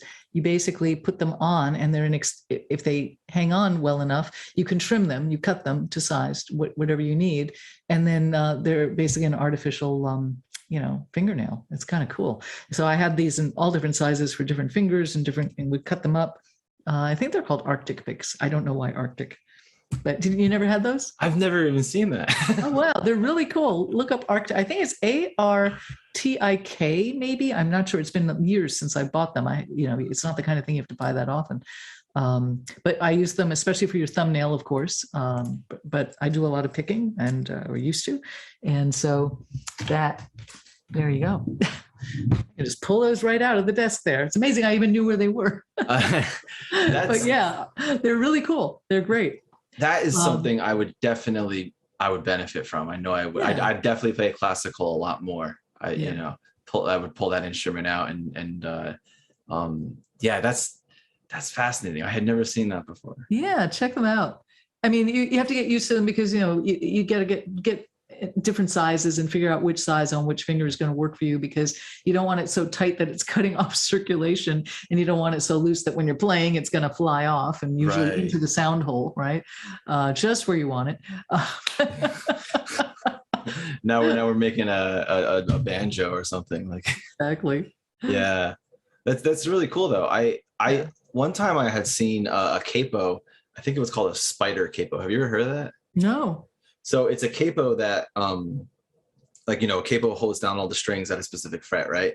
A spider capo is 6 individual little knobs that hold down. Oh, different strings and different frets. Yeah, oh my gosh, I love this. You can move one of the things out of the way, so then you have an open string while like 2 others are fretted or something. Oh, I so want that. That is fantastic. Yeah, it's a really, really cool thing. That's really cool. Instead of having to detune your guitar, and do different tunings, you can just play around with the spider capo. I'm going to look that up. That's incredible. I've never heard of that. Yeah. Maybe that's a really normal thing. Everybody knows about it. I had never heard about it. I think that I would love for you to have to write a piece for that. That'd be cool. That would be amazing. That would be really amazing. I do alternate tunings a lot. And I find that really frees the brain a lot on guitar. Instead of just going for the chords that that you tend to go for. I don't play classical guitar though. I only play rock and indie alt stuff and pop and all that. But you tend to gravitate toward the chords and the hand positions that so it's really helpful, I think, artistically to change it around and detune stuff, use alternate tunings. That's really clever, because I know, and with perfect reason too, a lot of composers have trouble writing for guitar. Oh yeah, it's a challenging instrument to write for. I mean, guitar, harp, piano for non-pianists. Mm-hmm. There are a few instruments that are hard. Organ, those are probably the top 4 that are hard to write for well. Piano being at the bottom of that list, because most people can figure a piano out, but the others can be really challenging. When I haven't written much guitar music, but I did a transcription of a piece that was for harpsichord and violin. I did for flute and guitar, and it transcribed really well. I mean, it made sense artistically, but I really relied a lot on the guitarist. Even though I play guitar, I still relied on the guitarist I showed him, what I was doing and asked him for his input, where he wanted something changed or the voicing of a chord changed or something like that. I found it always helps to work with the musician. Same thing when I wrote my first pipe organ piece, I sat down at the organ with the organist, and she showed me because it's one thing book learning, right? It's one thing to kind of intellectually know how these things work, because of course as musicians we do know how every instrument works, but that's not enough. When you're really writing for something that's challenging, you have to understand it idiomatically, and you have to understand it technically and physically. So yeah, sitting down with an organist is great. Sitting down with a harpist, if you're writing for harp, those are always the ones that tend to trip people up. The pedaling, people don't understand the mechanics and the limitations in terms of tempo and other changes you want harmonically, with the pedals. So there's a lot that only experience with a good player is really going to teach you, I think. We all study this stuff, but learning it in the book is abstract. That's true. That's so true. I mean, and you definitely seem like one of those composers who's really collaborative, and I mean, because like you said earlier with your Skype rehearsals that you do, with bands and stuff like that. I mean, oh, that's so much fun. How did you come upon that? I think I started doing it not long after I moved to San Juan Island, because of course, I didn't have any bands near me, right? And that's when I started writing band music, and it sort of fell. I started suggesting it to ensembles. And what I realized very quickly, and it's still the case now, it was even worse back then when everybody had slower internet speeds than they have now 10 years ago. Now here in my studio, I've got 1 gigabyte fiber optic cable going directly, literally from the port into my computer. I mean, it doesn't get faster. It's unbelievably fast. But I didn't have that in other places I've lived on the island. And of course, other people in other parts of the world and didn't have that either. We're getting faster every year, thank goodness. But so what I immediately learned, okay, listening to them rehearse is painful because it's just gobbledygook, and it still is to this day. It just doesn't translate very well, but it's what is so viable. And here we get back to the immersive theme of our conversation, is what is so valuable to the musicians, especially students of any age, whether they're university students or middle schoolers, anything, to have that contact with the person who put those little black dots on their music stands, and to understand where the music came from. Because, I flip my webcam out and they see the world around me, or they see my studio, or I get to give them a studio tour and show them how everything was put together, all their tracks were made. A quickie tour of how do these things work. Getting to talk to us and see our sense of humor or our warmth or whatever, and we ask questions of them, and that kind of interaction is far beyond just what it is to hear your piece played back through really bad binary system that is going to garble it. You can hear it, and I certainly did that plenty of times. But I learned it sometimes these days, if I really want to hear a rehearsal beforehand, I'll ask the conductor to just stick their phone or somebody's phone up, during a run through, and send me the MP3. And then I can at least, get a good sense. It won't be a great recording, but I can get a sense of what's going on with the band a little better than I can over Zoom. Well, back then it was Skype. But it's very valuable. And so I think I was a real early adopter of that. And I told every composer I knew, you have to do this. It's really great. It makes a big difference. It makes a big difference to do it. And it's an added income stream as well. So there's that side of it too. But first and foremost, it's the connection, that we have with these people playing our work. You want them to connect with you as a person, and without fail, the difference between how they would play through a piece at the beginning of the rehearsal before I talked to them, and how they would play at the end, having just chatted with me, even if we didn't talk that much about the music, was huge. And there's also that, what I call the strain. I don't know, there's an effect that when your teacher tells you something, you kind of tune it out. But when somebody else from the outside tells them, you have to do this, you have to do that, suddenly they listen, they hear it, and they absorb it, and they do it. And the teachers are very thankful. It's like, wow, I've been telling them all week to do this, but suddenly you say it, and suddenly they do it. Of course, human nature, right? So there's that aspect too, of just the person from the outside coming in. And I think that they bring their better A game to it, when the composer's showing up. And if we're nice and, not barking at them and criticizing them, it makes them want to play really, really well. I think it makes them want to do well for us. So, yeah, totally. Yeah. Well, that's the thing that I thought was so cool when I learned about that, was because I've seen, especially now, like, people are certainly rehearsing and having these like collaborations over Zoom. Right. But not with a large ensemble. I haven't heard anything like that. Yeah, it's fun. It's really fun. And actually, I've enjoyed the Zoom stuff, the transition, with the hybrid and online now only stuff, having a lot of people in the Zoom boxes and getting to talk to them and see them individually and see where they are, see the backgrounds in their rooms, where their natural habitats. I really like that. I call it digital intimacy. Being able to see what people's lives are when their pets jump into their lap or whatever, it's great. I like that. And that is something I actually enjoyed with all these Zooms, and Zoom for the end of time, the pandemic Zooms. I found that was actually more rewarding in some ways than talking to a whole group of students where I can barely see them. They're just in a big room and I'm up on a screen over there, right? Big screen, but it's not as close as everybody looking at their monitor up close and seeing each other the way you and I are seeing each other. So there's a lot of upside to this technology. And I think people realize that it's not all bad. It's how you use it, right? Yeah. So I think there's a lot of connection and connectivity there. Something else I think too that might make it a little bit more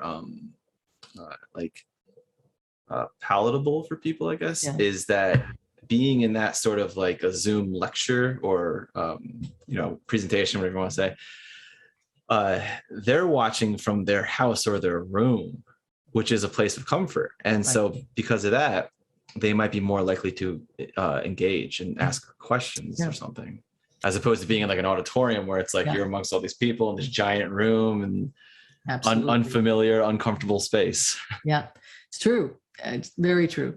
I mean, and even just down to clothes. I mean, you know, you're comfortable with what you're wearing. You can put your feet up on your desk. You can just be, you know, you can have your beverage. One thing you don't have in the band room is a beverage next to you. Now, I'm not suggesting band students should be drinking scotch, but although it would improve some of the performances. However, being able to have water or whatever your drink of choice is, non-alcoholic beverage of choice, is or something to munch on or whatever. There's nothing wrong with that. That's good. You know, people should be comfortable. Oh. And I happen to love working from home, so that's, you know, this is set up for me. You know, Yeah. I'm in mission control right here, so I've got everything. I've got, you know, my whole credenza back there is you know, filled with you know, goodies. Everything from I don't know if you can see that. Hold on. There's an espresso machine and a kettle for water for tea, and there's all kinds of booze back there, and all kinds of snacks. And you know, it's basically, I believe in, I'm very hedonistic. I like to be surrounded by anything that's going to make me comfortable and feel good. If my muses want chocolate, they got it. If they want a glass of red wine, they've got it. You know, whatever they need, I give it to them. Oh, that's amazing, Alex. You are living my dream. You are living my dream. Anybody can set their room up like this, you know. That's so true. I love that though. It's so great that you have you know, yeah, it's like what you need, it's there. Yeah. And what you need is, and everybody has different list of what they need. It's not the same for everybody, but figure out what it is that makes you happy and feeling grounded and comfortable, you know, and make sure it's at hand. And it's usually really cheap stuff. It's usually not anything fancy. Mm-hmm. Mm-hmm. It's usually just like, oh, a bag of M&Ms. Thank you. You know, I was having this conversation with a friend yesterday, last night on the phone. We were talking about travel because she's about to go to Iceland on a big trip. And we were talking, I've just been on 10 planes in the past, in a 3-week period in July. I had 2 trips, and now I have no trips until December, but I had 2 trips, and they were the first ones I had taken since the pandemic started. So it was like, whoa, this is all weird and new. But she was curious about the food and beverage situation. And I said to her, you know, when I travel, this has always been the case, even long before the pandemic, I am self-contained. I have my snacks and my beverages with me in my little tote, because I only bring a 22-inch roll-on. I never check a bag. And I've got a tote in addition. And I make sure that I can be warm. I've got a scarf, you know, that I can be warm in, a pashmina. And I've got water, and I've got mini bottles of booze, and I've got nuts and granola bars and M&Ms. I said, that is my, and of course my phone and my laptop, frankly, and my chargers. That's it. That's really all I need to be happy. I'm incredibly self-contained. And so if the cart doesn't come by when I need it to come by, you know, if I'm needing something, I have it. I said, I highly recommend this mode of transport for you on a long flight. She's stopping in Boston. So she goes, you know, 5 hours to Boston, then 5 hours to Reykjavik. And it's like, oh man, you need to be self-contained, because Lord only knows what they're doing these days with food and beverage and all that. And we laughed. I said, yeah. And then she said, what's your chocolate? I said, I bring M&Ms. I said, I don't ever buy them other than airports. But in the airport, I always go into that Hudson News or whatever the kiosk is, and I'm always buying M&Ms.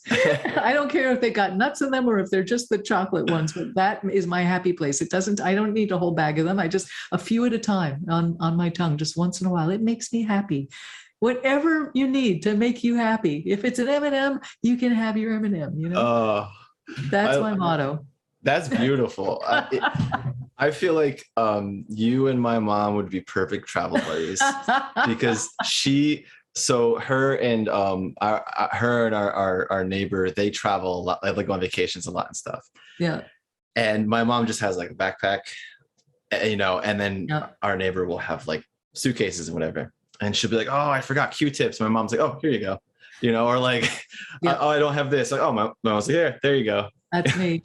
And it's all in a very small space. It's like incredibly efficiently packed, but you have everything you need. Yep. Yep. Yeah, absolutely. It's a great thing to do. It's a great, like, well, especially as a musician who's traveling and has all kinds of things to, you know, you don't have to lug along all this stuff that, it's not, you know, unnecessary items. Like if you're going, especially if you're going for something that's like a conference or, you know, a residency or, you know, for a short residency, I guess, like you're there for a specific reason. Right. So it almost necessitates just only bringing what you need.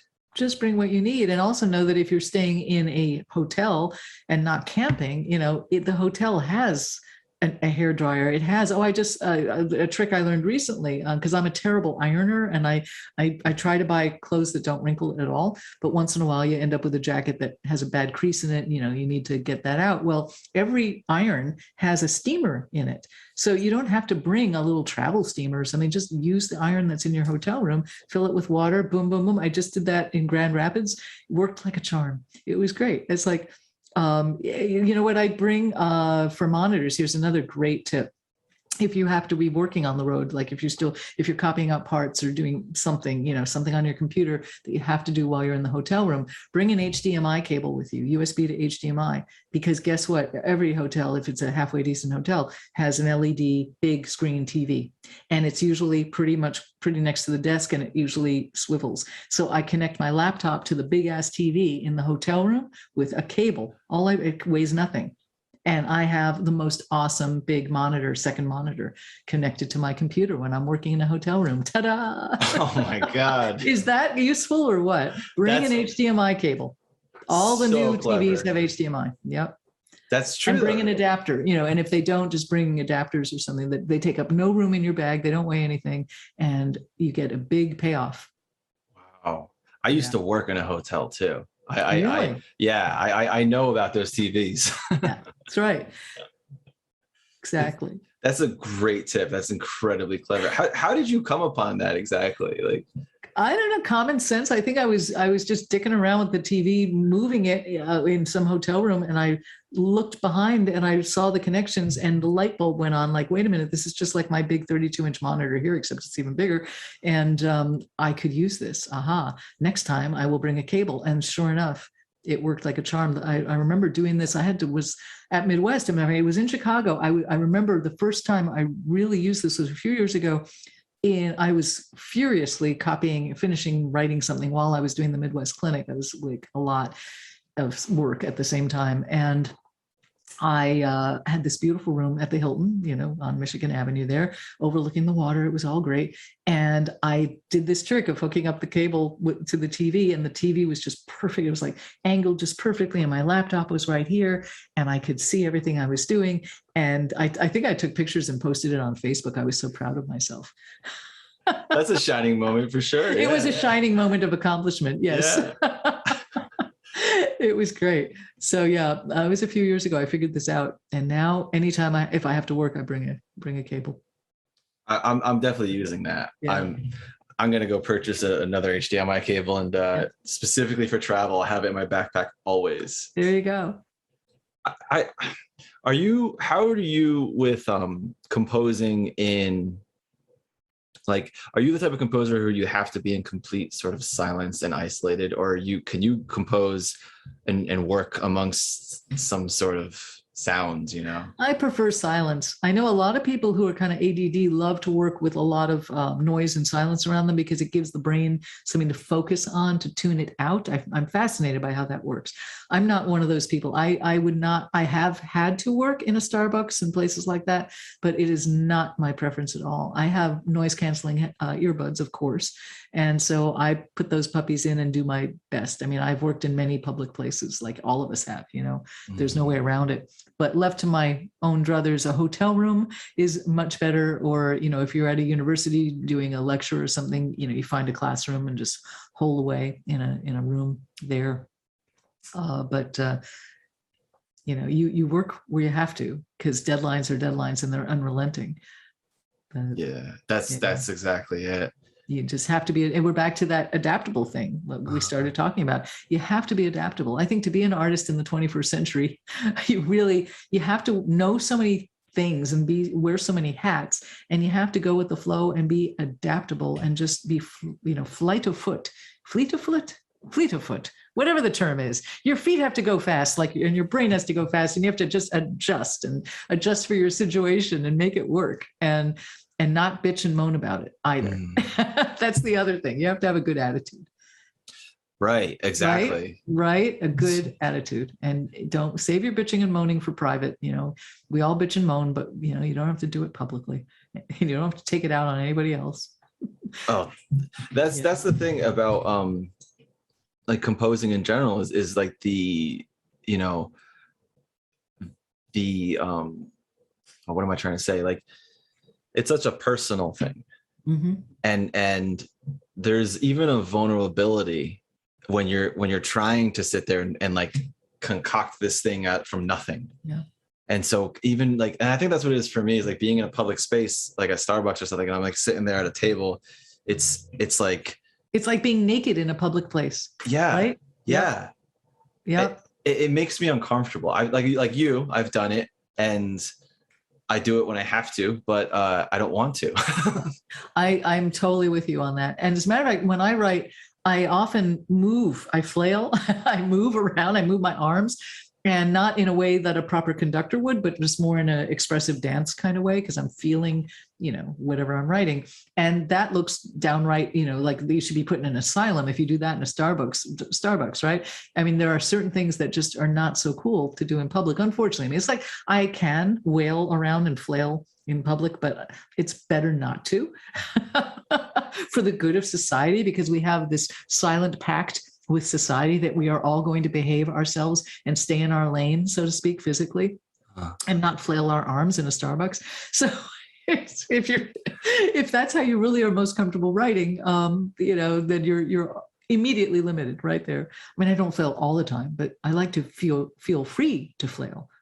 Freedom of flail, and it's hard to have that in a public space. So we'll have to get that like on your wall, freedom to flail, freedom in to your flail. office.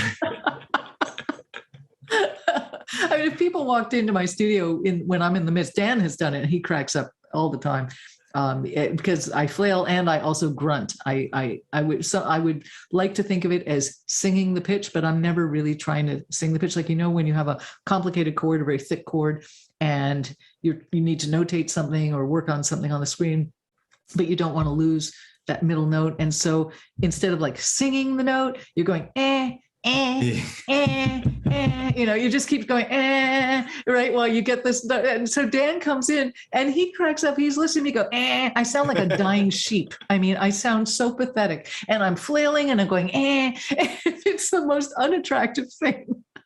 And he laughs, and I realize, my God, if I did that in Starbucks, they would throw me out. It would be or charge money for admission, on as the circus act. But composing is not a social thing. It's something done best in private, really. Maybe with your cats around you. And my cats look at me funny, I'm sure. But she's at it again. Oh boy. Well, cats have no room to speak because they make some wild sounds. They sure do, and they flail, and they chase it. They chase after shit that isn't there. I mean, they're they have their own issues. Yeah. I had one cat that was he was just such a dope, and I loved him to death. And he would sit there like maybe like a foot in front of the wall, just like with the wall right there and in front of his face. He was just like staring at it. And just stare at it. Yeah. Because he saw something that you couldn't see. Yeah. Yep. I know. They're the like cats are an animal that like you can't know what they're thinking. Right. And it makes me laugh whenever I look at one, because like it's just, I don't know what's going on back there, and I just like put some story in my head, Yep. And sometimes I'm thinking it could go in two directions. Either there's a whole bunch of stuff going on in there, or there's absolutely nothing. Absolutely nothing is going on between those ears, just nothing. And we're giving them way too much credit. Yeah. It can go either way. And they're probably thinking the same thing about us, except we talk all the time, but they have no idea what we're saying. Is it birds or fish or both that almost like they have no thought whatsoever or something? Or I wouldn't think that about birds. I don't think they have thought. Well, not thought, but like what is it exactly? Like consciousness? Oh, goldfish. Aren't goldfish like just they're really? I think so. I don't know. I've always assumed everybody is sentient in one level or another, that have some thought that's important to them. It's usually basic stuff about food, shelter, and sex. I think that's pretty much the top three in whatever order, that are important if you're an animal. That would be important to us as mammals too, if we were in caves. But protection is another one. Like, you don't want to get eaten by something. So there's that. There's that. Four things: food, shelter, protection, sex. That's pretty much it, right? Of the basics. Yeah, How to be a creature. These are the top four things you'll need. this sounds like a piece right here. There you go. The four movements. The four movements. How to be a creature. That's actually kind of cool, right? A movement about each one.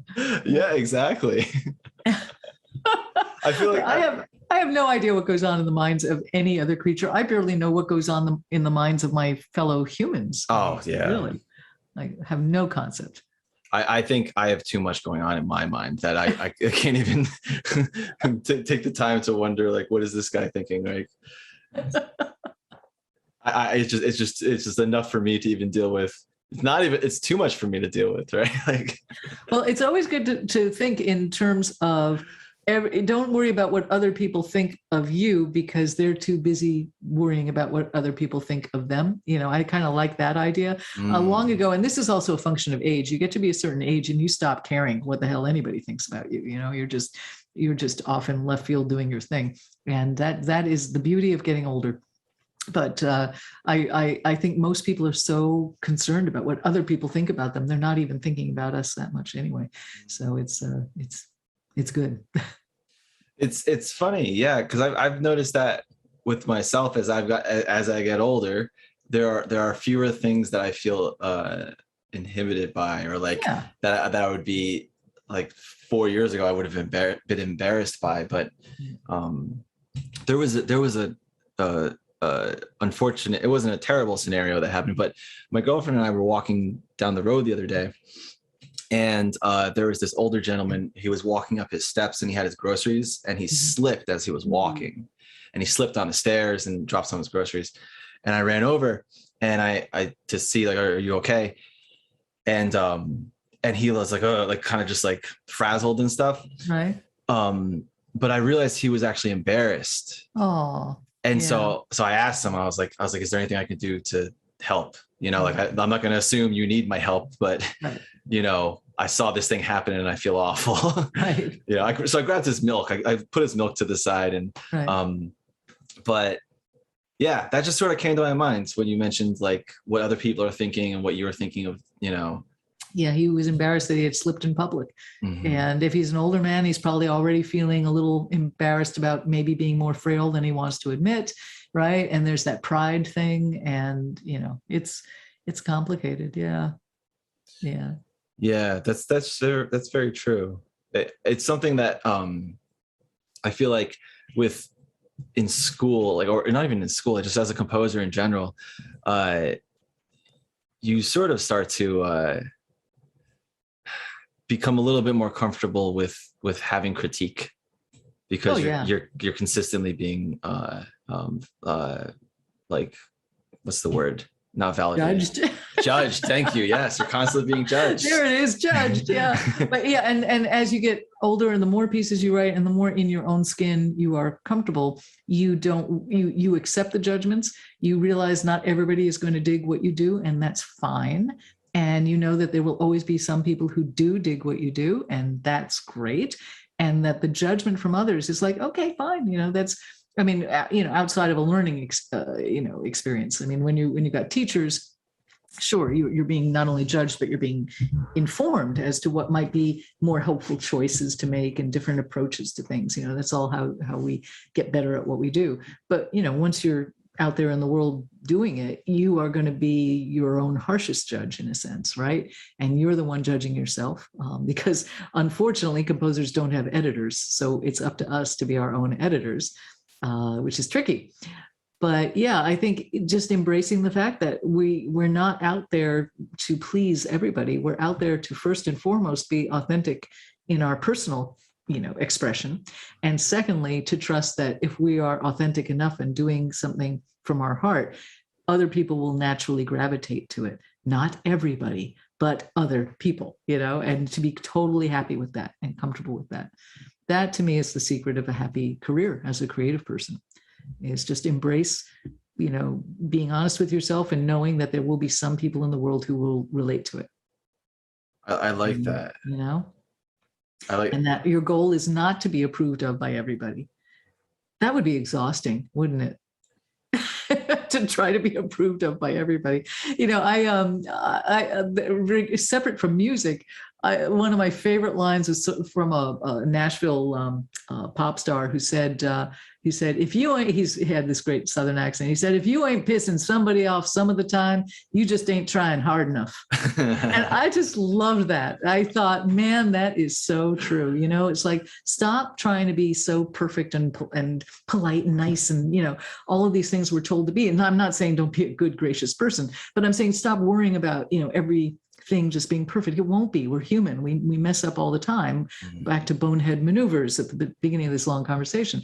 And the whole thing is maybe you're not trying hard enough and maybe you're not living enough and being free enough as an expressive person if you're being so careful that you're not taking any risks and you're not surprising anybody and occasionally screwing up, like you have to take those risks. I think it's like number one rule of being a creative person is take risks and try some stuff, and not all of it is going to work, and that's okay.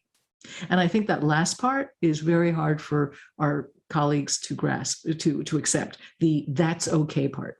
To them, it's not okay. They're saying, no, I have to be approved of all the time. I have to be perfect. If it's not perfect, it's shit and no one will love me and, my life is over. And you have to completely train yourself out of that thinking and just say, no. The fun of what we do is to keep trying different stuff. Some of it is so not going to work, but you won't find the stuff that does work unless you keep throwing the shit up against the wall that doesn't work, that doesn't stick. It slides right down that wall, that's the stuff you don't, that's not going to work. You won't find the stuff that sticks to the wall unless you throw it against the goddamn wall. Right. Okay. She says emphatically. Yeah. I've been doing this. My first paid commission, $500, was when I was 16 years old. I have been writing, and I am now 59 and a half years old. I have been writing music for a long time. So I say this emphatically because I have been through these and continue to go. I'm not done yet. I'm continuing to grow, but I have been through so many of these different phases that now at this age, you do get to this point of having a little bit better perspective on it and knowing that you do have to try and keep taking risks and, trying things that are uncomfortable.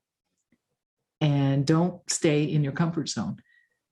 Just because, like you might have pieces that really worked and sell a lot of copies and that you could just keep doing those and make lots of money or whatever. No. That's not, you can do that, but there's so much more that is, challenging and enjoyable and compelling to do. That there's so much about that, like the being authentic. And like what you're saying, it's making me think about actors who I like a lot. Mm-hmm. Like I realized a few years ago that the actors that I like the most are often the ones who play diverse roles. Like they never play the same character. Me too. I feel this exact same way. As opposed to the actors that are always the same every single time. And you might like them a lot, but they're totally predictable. They never get out of that comfort zone. They're always playing the same kind of role. Yep. As opposed to, the Meryl Streeps of the world, right? Right, exactly. Yep. Just like you said, like going into that, into discomfort mm-hmm. and taking risk. Yeah. Like Meryl Streep, for example, like she has to be one of the best at doing accents. Yeah. Like any movie I've ever seen her in, and she has like, even when it's just an American accent, but it's a different dialect or whatever, mm-hmm. like I'm convinced of what I'm seeing is the character. Like that character is a real person, like. Absolutely. Yeah, she's brilliant. Yeah. She's what's the one movie with Clint Eastwood? Oh, Bridges of Madison County? Yes. Yeah. She's like an Italian woman or something. Was it Italian or something? I forget the nationality. I haven't seen that in a long time. I forget, but yeah. That one's coming to mind right now. I've never. Sophie's Choice. Where she had that wonderful. Was it Polish? Right? Polish. I think so. It was amazing. Yeah. Many. Yeah. That's the thing though. Like what you're saying about accumulating risk and I heard someone once say that, man, what was it? It was something like, you have, like, when it comes to growing, Mm-hmm. you have to move so far into discomfort that what you're doing is possible. You just haven't done it yet. Mm-hmm. Or else if you go too far, then you're going to turn away. Yeah. Something like that. I don't remember That's exactly what it interesting. was. Yeah. And I think that makes sense, cause I mean, it's like, I can't think of an example. I don't know. Maybe you've never driven a car before, and then the very first car ride is in like a race car. Right. Like that might be a little bit too much for your first experience, you know. But then you kind of work your way into it. It's like, wait, these cars are going kind of fast. I'd like to experience that, I think, like, so I don't know. That wasn't the best example, but No, but I think what you're saying is if you continue to take risks, the place from which you're taking the risk is going to be different each time, because you've progressed to a certain point, you take a risk. That risk progresses you to another more advanced place. And then the next risk is going to take you to yet another place from that priorly more advanced place. I see what you're saying is that you have to keep growing on the risks you've already taken. It's true. It's true. And again, going with the flow and never knowing what opportunities, therefore risks, are going to appear that you're going to want to grab with both hands and say, okay, I'm scared of this, but I got to do it. I've done that so many times, and it's always worked out really well. So it's interesting hearing you say that. Like when I started this podcast, that was something for me I've never done this. Right. And in the beginning, like the first couple episodes I did, I was like, oh, I say the same 3 phrases all the time, or like, just like picking out every little thing. But then I became used to it, and like, if I said someone's name wrong, I wasn't beating myself up about it later or something. Or like if I made a mistake, I said the wrong thing, or it's like, well, that's the nature of the way this platform works. Yeah, exactly. It's interesting. Composing is something where I think I'm starting to get a little bit more comfortable with actually being like accepting the things that like, well, this might work, it might not work. Right. And the only way to know which it will be is to try it and listen and hear it back and listen to someone play it, or whatever your medium is. You got to give it a shot to know. Sometimes, the more you do it, the more you'll know in your head if something's going to work or not. But most of the time, I think what we do, we have to have the object lesson of listening to it and watching people play something to know if something's playable, to know, if something's going to sound good, if a combination of instruments in certain registers is going to sound good or not, depending on context and everything else, right? There's so many variables.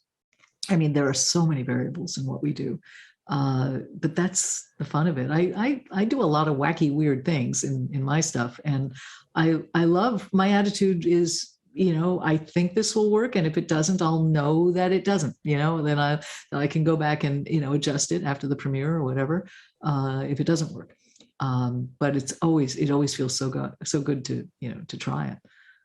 I did that in the symphony that premiered last month, Suspended. The third movement, the whole symphony is very percussion heavy. There's a lot, especially in 3 of the 4 movements, a lot of percussion. I've got 6 percussionists and a timpanist, and I keep them pretty busy. And I also, in the third movement, give them something kind of interesting to do with ping pong balls. And my attitude was, well, either I know it would sound good, but whether it would be heard by the audience was another issue.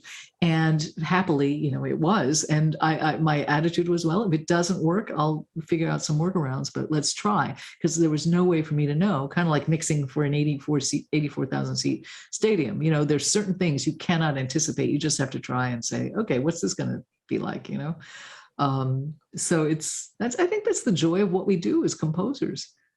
Keep trying stuff. It's like cooking. I look at Dan. Dan is such a good cook, and he's fearless, and he'll try all kinds of different things. And, No meals are bad. Some meals are better than others, right? That's true for pretty much anybody who cooks. And experimentation with the ingredients is the fun thing. And music is the same way, right? We're always experimenting with our ingredients, which happen to be other human beings. That's beautiful. I feel like that's another thing that could be put on your wall. Just Alex's wall of quotes. Yes. Yeah. There's like a nice little like burnt like a wood plaque. That's a wood plaque with the burnt lettering. Yeah, exactly. Oh man. I think that would fit nicely.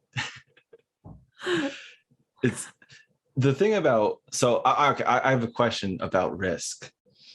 Is there a moment in your career that you recall that was one of the biggest things that you were, or like felt like one of the biggest risks you were taking, and then it turned out to be incredibly successful? Yeah, there are several, but the one that immediately jumps to mind, and I know I've spoken about this publicly before, but I was well, the first part of my music career, I was writing commercial music for 15 years, music for media. And then I switched over in the late 90s to concert music. For the first 10 years of my concert music career, I was solely writing for chamber ensembles, only small ensembles, because I knew I could get performances. It was a good way to build a career, yada, yada. And I was happy doing that. I loved that. I love chamber music. Out of the blue, how many years, I can't do the math, in 2007 or so, 2008, somewhere in there, 2007, I guess, I got commissioned for my very first wind band piece from one of the U.S. Army bands, the TRADOC band. And that was mind-blowing to me because, as I mentioned before, my school growing up, we didn't have a band. I had never been to a band concert. I hadn't heard band music. I didn't know anything about the band world. I had never seen a euphonium. I had no idea. And but here's a great example of a risk, because I really didn't know what I was doing. As I like to say, I didn't know my euphonium from my elbow, and yet I decided I have to take this. I have to do this. This would be, what a great opportunity, because these are wonderful musicians, right? I'll get a wonderful experience. And so what I did was I was very honest with the conductor. I said, I don't know my euphonium from my elbow, so to speak. I let him know that I had never had any experience with large wind ensembles at all. I'd done a lot of wind writing for, in chamber music, but not as a group, which is a whole nother beast. And he said, actually, that's why we want you, is because we know we've heard your chamber music and we know you're going to do something really interesting. And I always joke, my standard line is, wow, finally, somebody wanted me for my incompetence. This is incredible. Yay. So I really jumped off a cliff with that one, because I didn't know what I was doing, had no knowledge of how to write for band or large ensembles. And it was the government. So I thought, holy shit, I could end up in Guantanamo in an orange jumpsuit if this doesn't go well. I mean, I felt like a little intimidated by the process. I mean, just signing up, and people who've worked for the armed forces know this, any other composers who might be listening, you have to go through this whole long process of getting signed up and becoming basically a supplier for the Department of Defense. And you have to register and get all these codes, and it's a very big production. And it's a little intimidating. So I went through that whole thing and wrote a piece that, fortunately, not only did the piece turn out well, and it still gets performed to this day, but most significantly, it launched this very happy career of mine in the wind band world. I never in a million years, if you had told me I'd be writing all this wind band music years ago, I would have laughed. I would have said, no way, I have nothing to do with that world. And here I am. I've written almost 25 pieces for the medium, and I love doing it. And they're all different. And plus, they're all but two of them are electroacoustic. And the first one was acoustic, purely acoustic. It's called Homecoming. And it turned out just fine. And I just figured out, I put my brain to work, and I figured out, how to do it. But it was a big risk. I was terrified. I was really terrified I was going to fall on my patootie, and screw up.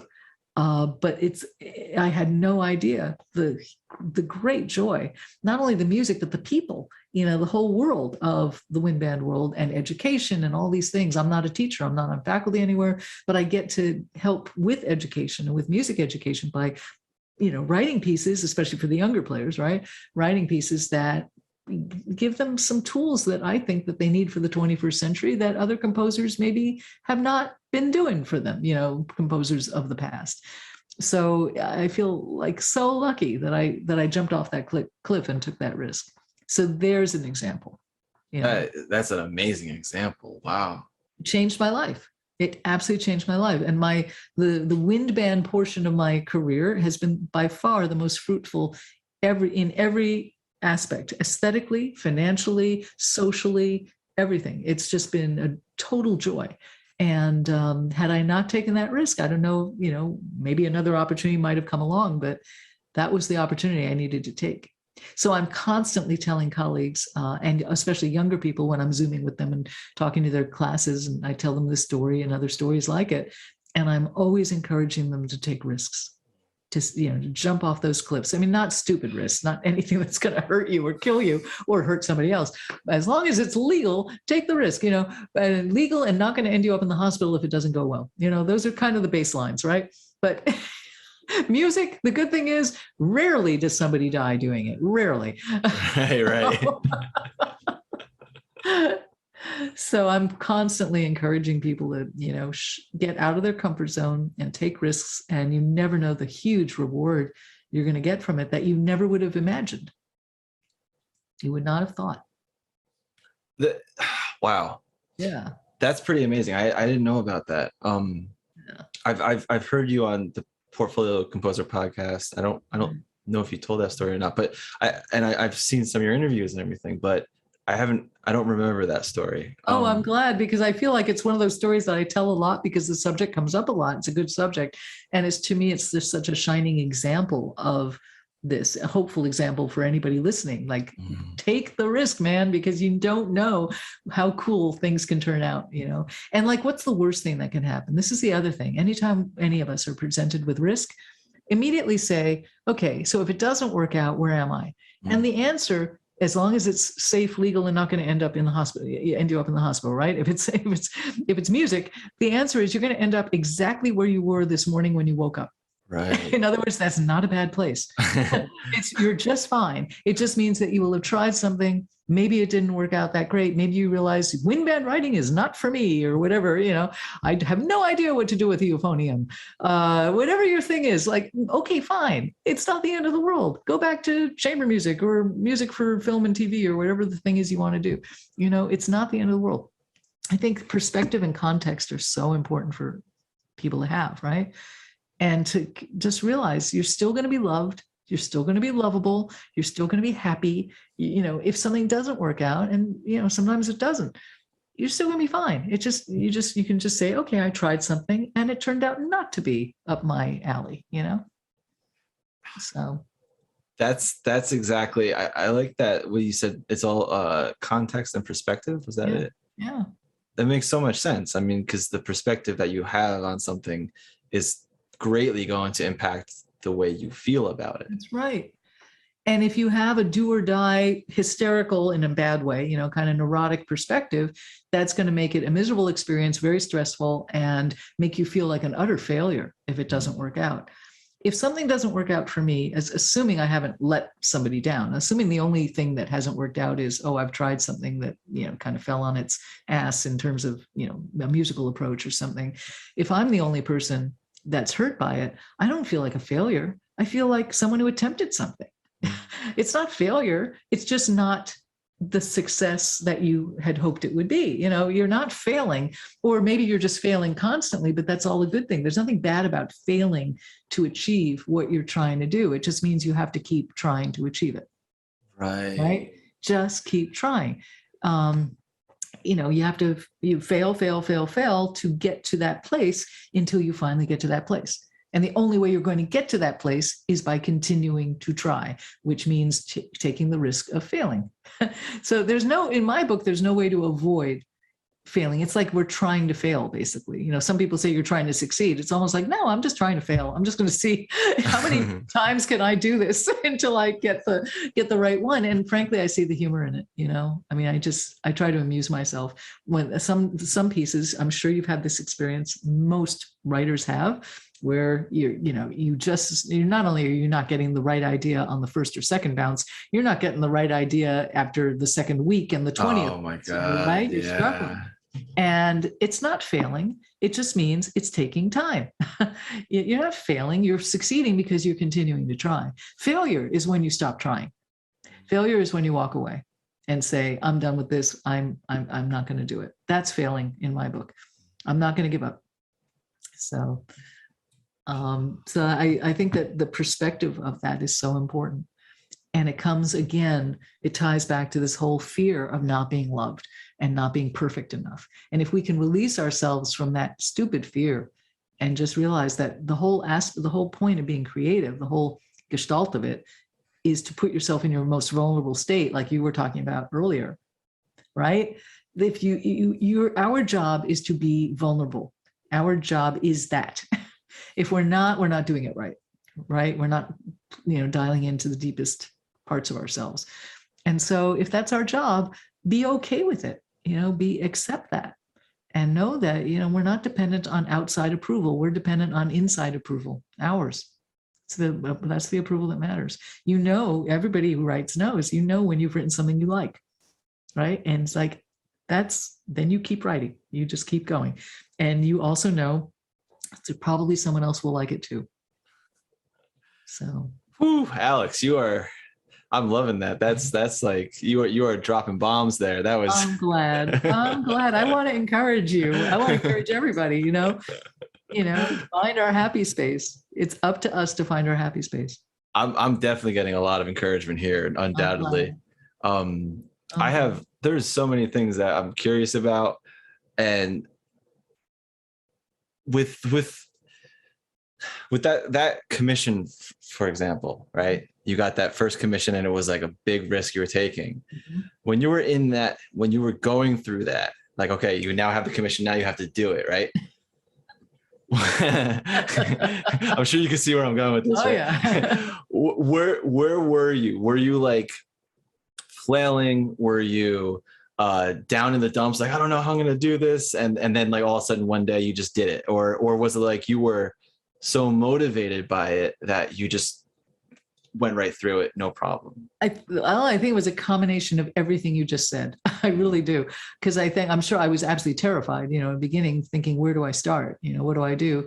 And it's really funny because I had asked the conductor, me being the type A type that I am, thinking I've never seen band music in my life. So I said to him, okay, what should I be listening to? And he literally emphatically said, don't listen to anything, which was really interesting because he didn't want me to be swayed by all the, most band music, especially 14 years ago. What's the math on this?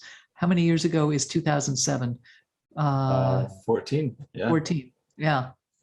So especially then, there was a lot of very inside the box, inside the lines stuff in the repertoire, which much of it sounds really beautiful. The voicings, the orchestration is beautiful, but frankly, a lot of it is less than thrilling music, right? It's just not always, the most inspiring stuff. And he didn't want me to listen to the standard band stuff, especially, there's a lot of great band stuff, obviously, but he didn't want me to stumble across like some of the less than great stuff and study that orchestration. He thought that would pretty much set me up for just being average. And he didn't want that. He said, you have your own sound, go for that. And I often say that is the best thing anybody could ever do for somebody else, is to give them free rein to be themselves and to encourage them to sound like them and to not worry about sounding like anybody else. And that was the other thing I had to come to very quickly when I did realize how superb some of my living colleagues are as composers and orchestrators, et cetera. And at first I was totally intimidated by that. And then I snapped out of it and realized I don't have to sound like any of them. They have their thing going on. They're them. I'm going to be the first me. And I have a very different sound world, and I realized all the stuff you see behind me here, I'm an engineer and an electronic composer, and I have a skill set that most of my peers don't have, and that's fine. It's just a different skill set, and I want to use it. And so the first piece was acoustic, but then after that, I realized this is what sets me apart. And this is where I got my real passion for writing with large ensembles, is to add an equal and additional section to the ensemble with all these complementary and very different sounds that don't sound like any instrument, that I can create here. And that became my signature, and continues to be, because every piece is different. Every single piece is different. I'm not using the same sounds twice. I'm always programming different things for every piece. So it's very creative. But yeah, when I started out on Homecoming, I was terrified, and I just figured, okay, frankly, I remember this. I was thinking about it at first like chamber music, and thinking about an opening, just thinking about the shape of the piece. I mapped out kind of what I wanted to do structurally and as a piece, what it was sort of about. I had talked about that with the conductor. And so the beginning sounds almost, dare I say, a little John Adams-y or something. It's this a little bit minimalist kind of marimba thing going on for a while. And it's, it's different than what you hear in a lot of band music. So I just went with my gut, and then it grew from there. So this is so cool to hear, because it completely connects to what you were saying before about being authentic and writing what you want to write. Right. And the fact that you had free reign like that from that conductor, that's so amazing. That's amazing. I wish everybody can have someone like that, and many people like that in their lives. I mean, another reason I love the band world is because pretty much everybody who's ever commissioned me, it has that same attitude, because they don't know what they're going to get. They just, and I think that's the joy of commissioning anybody. You don't know. We're back to faith-based. You don't know what you're going to get, and that's the joy of it. You're fostering someone's creativity. And you have faith in them that they're going to come up with something interesting that you're probably going to like. You might not like it, but hopefully you are. And to have anybody in your professional life say, run with this ball, just do what you want to do. What a great thing. What a gift. I mean, it has nothing to do with the money they're paying you. That's a whole other gift. But there's the whole essence of trust in you, to say, I want to support your muses. I want you and your muses to go run off and have fun, do something interesting, Oh, that's so true. That is, yeah, what a great gift. Yeah, it's a great gift. There's so much trust in that, and like the creative freedom for you to express yourself, and I feel like that would also kind of put you in the mindset of, well, then I want to make something truly amazing for you then. It does. It opens up. I mean, I think I will say this. I think the worst thing we can do to ourselves as composers is to set ourselves up to write something really amazing. Like the minute you say, I want to write something awesome, you're setting yourself up for kind of disaster. Yeah. Okay. Really? I mean, it's like a lot of pressure.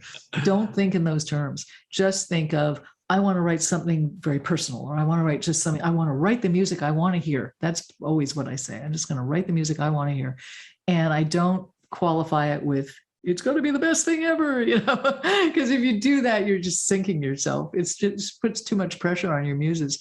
If you just let it flow and be in the moment with it, and trust your gut, and the gut knows more than the mind does. Trust your gut and just let it out, and edit it. Obviously, a lot of what you let out is going to be crap, and that's okay. That's part of the process. And that's, you let that crap come out, look at it, say, that's crap. I'm going to take that out, but I'm going to keep the other stuff around. It was kind of cool, So that's the process, right? Is being your own judge, but don't judge yourself before you've had a chance to look at what's coming out. This is where writer's block comes from. In my opinion, it comes from people judging themselves before they've written 2 notes, like they've written 1 measure of music. Oh, this is crap. I'm terrible, right? They haven't even had a chance to let anything really out. Because you have to do some writing and see what comes out. And a lot of it will be junk, and that's fine. That's part of the process, right? Like we were talking about. But look at the junk, pet the junk, coo at it and say, oh, you're junk, but you're cute. But, but that's a little bit over there. That's kind of nice. I'm going to maybe run with that, and you sculpt music out of the junk, and you come, it finds its way. once in a while you luck out and you're off and running pretty quickly and you've got a really good idea, and it kind of writes itself until about a third of the way or 2/3 of the way through the piece when you run, you hit a wall, right? And then you have to figure out where does it need to go. But a lot of the time it's from the very beginning. It's tough, but it's enjoyable. It's like, I think you have to love the process of composing or creating anything. It's not just about the goal. And you should, I don't think it's good to think about the end goal, even of course we're all on deadlines, so we all know what the goal is, but it's good to kind of ignore the goal and just really enjoy being in the moment with it. I really believe that the more you enjoy the process of it, the better it's going to be, I think. And I've been dealing with that a little bit for very unusual reasons. That a couple of years ago, right before the pandemic, I had something happen with my eyes that considerably lessened my eyesight, and has made it much slower going for me to work with all these screens and all this visual stuff. I can do it, but everything takes me about 10 times as long. Somebody said to me when I was talking to a friend about this months ago, and they said, "Oh wow, that must be really awful that everything takes you so much longer." And I thought about it for a second, and I said, actually, no, it's actually quite wonderful, because I get to live with these moments and live with this music and be in the moment and be in the process that much longer. Because think about it, when you're trudging away normally and everything goes fast and you're just trying to make your deadlines and get on to the next thing, suddenly if something is slowing you down, it's forcing you to really be in that moment. It's forcing you to pay attention to the process. And I think that's a beautiful thing. So the fact that everything has taken me much longer to do than I had anticipated recently is actually been a joy, because I love living in these sound worlds I'm creating. I'm working really hard at this. I'm swimming in this soup, and it's not a bad thing to have to swim in that soup longer. So. Like you said before, the perspective. Yeah. The fact that you're able to take that perspective and recognize, like, no, I'm staying in these moments. This is beautiful. That's amazing. Yeah. So, Alex, there's so many great things that you've been saying. We talked about New York City. We talked about sinking periods. We talked about commission or new works and stuff. That's a first for any podcast, I guarantee. Yeah. We've talked about so much. Is there anything? I know we haven't even really touched on some of the stuff we had corresponded over, but is there anything that you want to kind of touch upon at all? Or I can't think of anything right now. We've had a really free falling and wonderful and delightful conversation. I mean, it's so fun to talk to you. Yeah. What are you working on these days? What is your focus these days? Lately, so I have a commission with a buddy of mine, Thomas Morris, who's an oboe player. And it's actually kind of funny. I'm writing my first piece using electronics. Oh, wow. That's awesome. Yeah. Great. Yeah. And so pre-recorded or live, or what are you doing? I'm recording. Yeah. So it's interesting, actually. So when we were at Bowling Green together, I wrote a piece for him for this, like, it's called 24 by 24. And it's basically a composer gets paired with a performer. Mm-hmm. Composer has to write a piece in 24 hours. The performer has 24 hours to learn it. And then on the third day, the performer performs it. Wow. Yeah. And so that piece that I wrote for him, I'm using the recording from that performance as source material for the electronics. Yeah. And I'm essentially rewriting the piece, but I'm using the old material as source material. That's very cool. So that's what I'm working on right now. That's great. It's exciting. It's scary, but yeah. I like you were saying before, using electronics, it's like the amount of control you have over over the sounds that you're working with. Right. And and it's the ultimate tool for any control freak because you are in so much control of all of that stuff. I mean, it's amazing. Is this your first electronic work? Yeah. In grad school, I took some music tech classes, and we had projects where we had to make like a 7-minute piece of music, just using electronics and stuff. So I got to do that, but I use Reaper, and which has been great.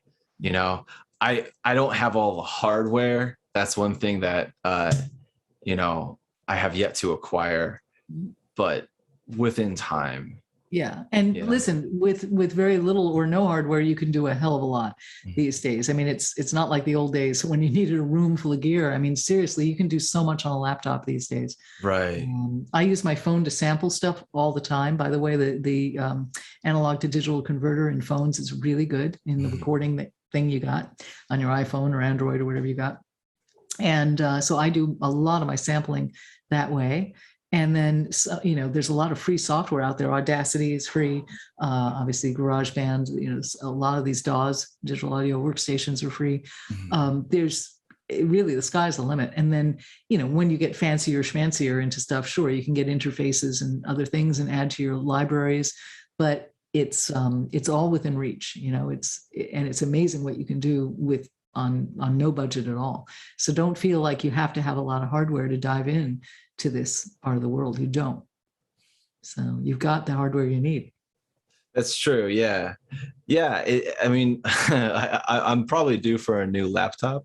Yeah. I've had mine for like 11 years or 12 years or something. Yeah. So yeah, that's slow. What you do need, I'll say, in any laptop that you're going to do any kind of music production on, lots of RAM, and obviously a fast CPU and lots of RAM. RAM is really helpful.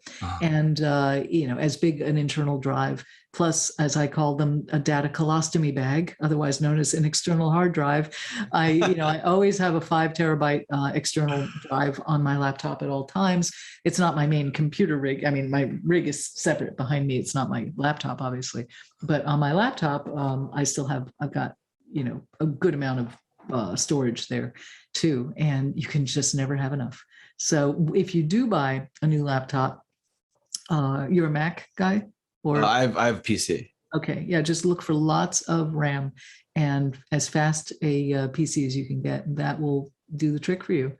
Until you go into a more massive studio kind of thing, you can do an awful lot on a laptop, really. Yeah. Well, that's the thing too. I definitely need something with the room and everything, because doing this podcast with the video files. Right.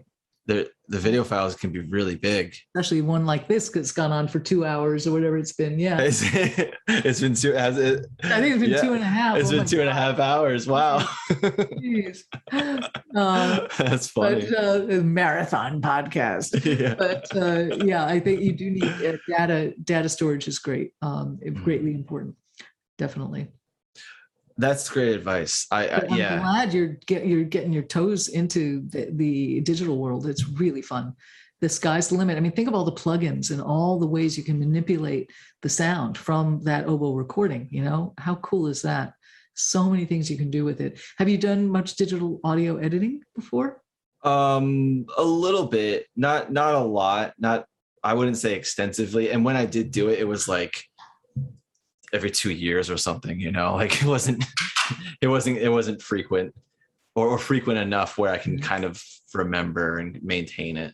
Well, you dive in with both feet and both hands and all paws and your tail and everything else. Dive right in and have fun. Chop stuff up, move it around. It's basically word processing that sounds really good is what it is. It's all the same, concepts. And you're going to have such a good time doing it. It's really just, put things on different tracks, move things around. Nothing's destructive. Always keep a copy. Here, a little bit of housekeeping. Even though they talk about editing being quote unquote non-destructive, meaning the in most programs, the original file is still there. It's always good for your peace of mind. Always make a copy and store it on another drive or whatever of whatever file you're working on. So if any shit hits the proverbial digital fan, you can always, you always have your basic material that you can toss back in there. You probably won't need it. Non-destructive is just that, but it's always good psychologically to have your backups. And that's the other thing. I'm sure you already do this, but back up all the time. Mm-hmm. And keep drives off site, things like that. It's so much fun. So much fun.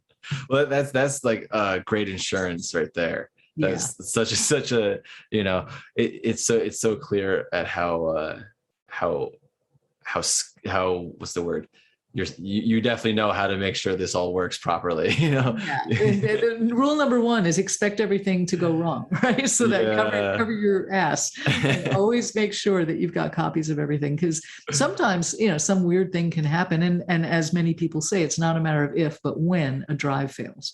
Mm-hmm. And that's why having other copies of things, even no matter what you're working on, just I keep multiple copies of stuff all the time, just so if I screw up, or if the computer screws up, it's not the end of the world, because we put so much time into making these files and making these pieces.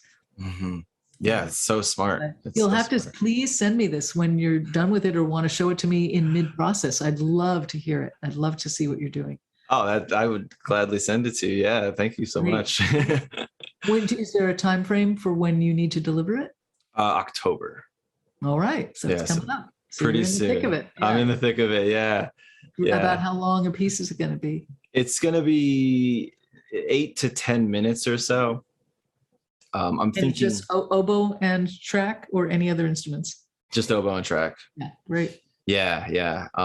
So yeah, I'm sort of thinking of the electronics as like a whole ensemble in a way, and so, which is nice. It's nice to kind of, it's not like writing for an ensemble because you have all this control.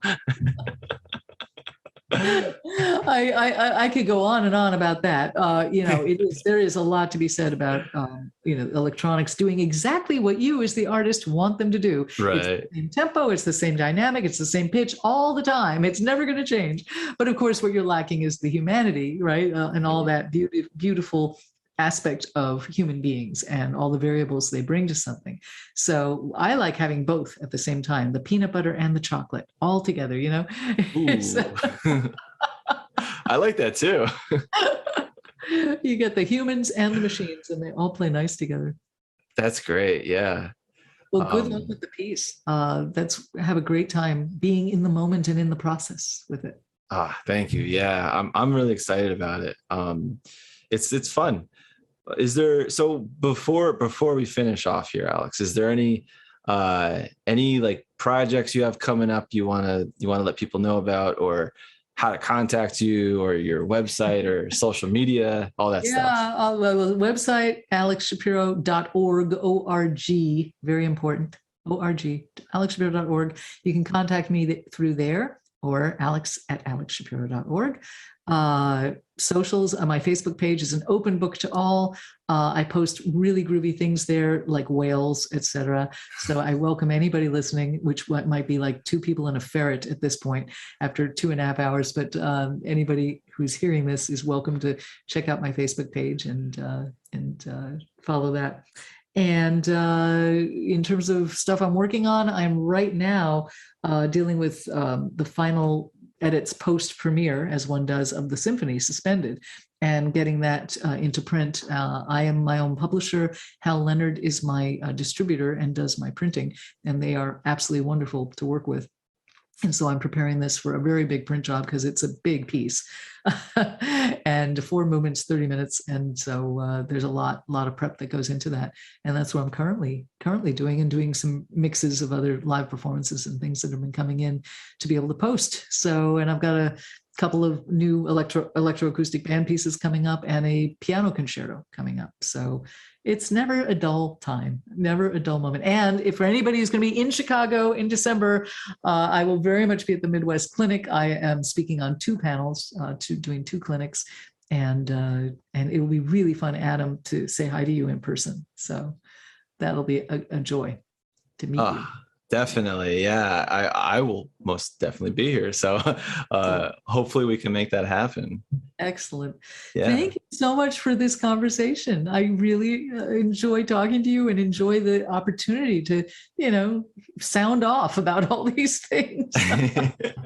Thank you so much. Oh no, it's absolutely my pleasure. I'm so happy to have you on here, and thank you for being a part of the podcast and saying all this, everything that the advice you impart, and being on here for what are we going? Yeah, 2.5 hours. Right? A marathon, I tell you. Well, be very well, and many thanks. And I look forward to meeting you in December. Yeah, me too. Thank you, Alex. We'll take care. Okay. Okay. Right. Take care, Adam. Bye.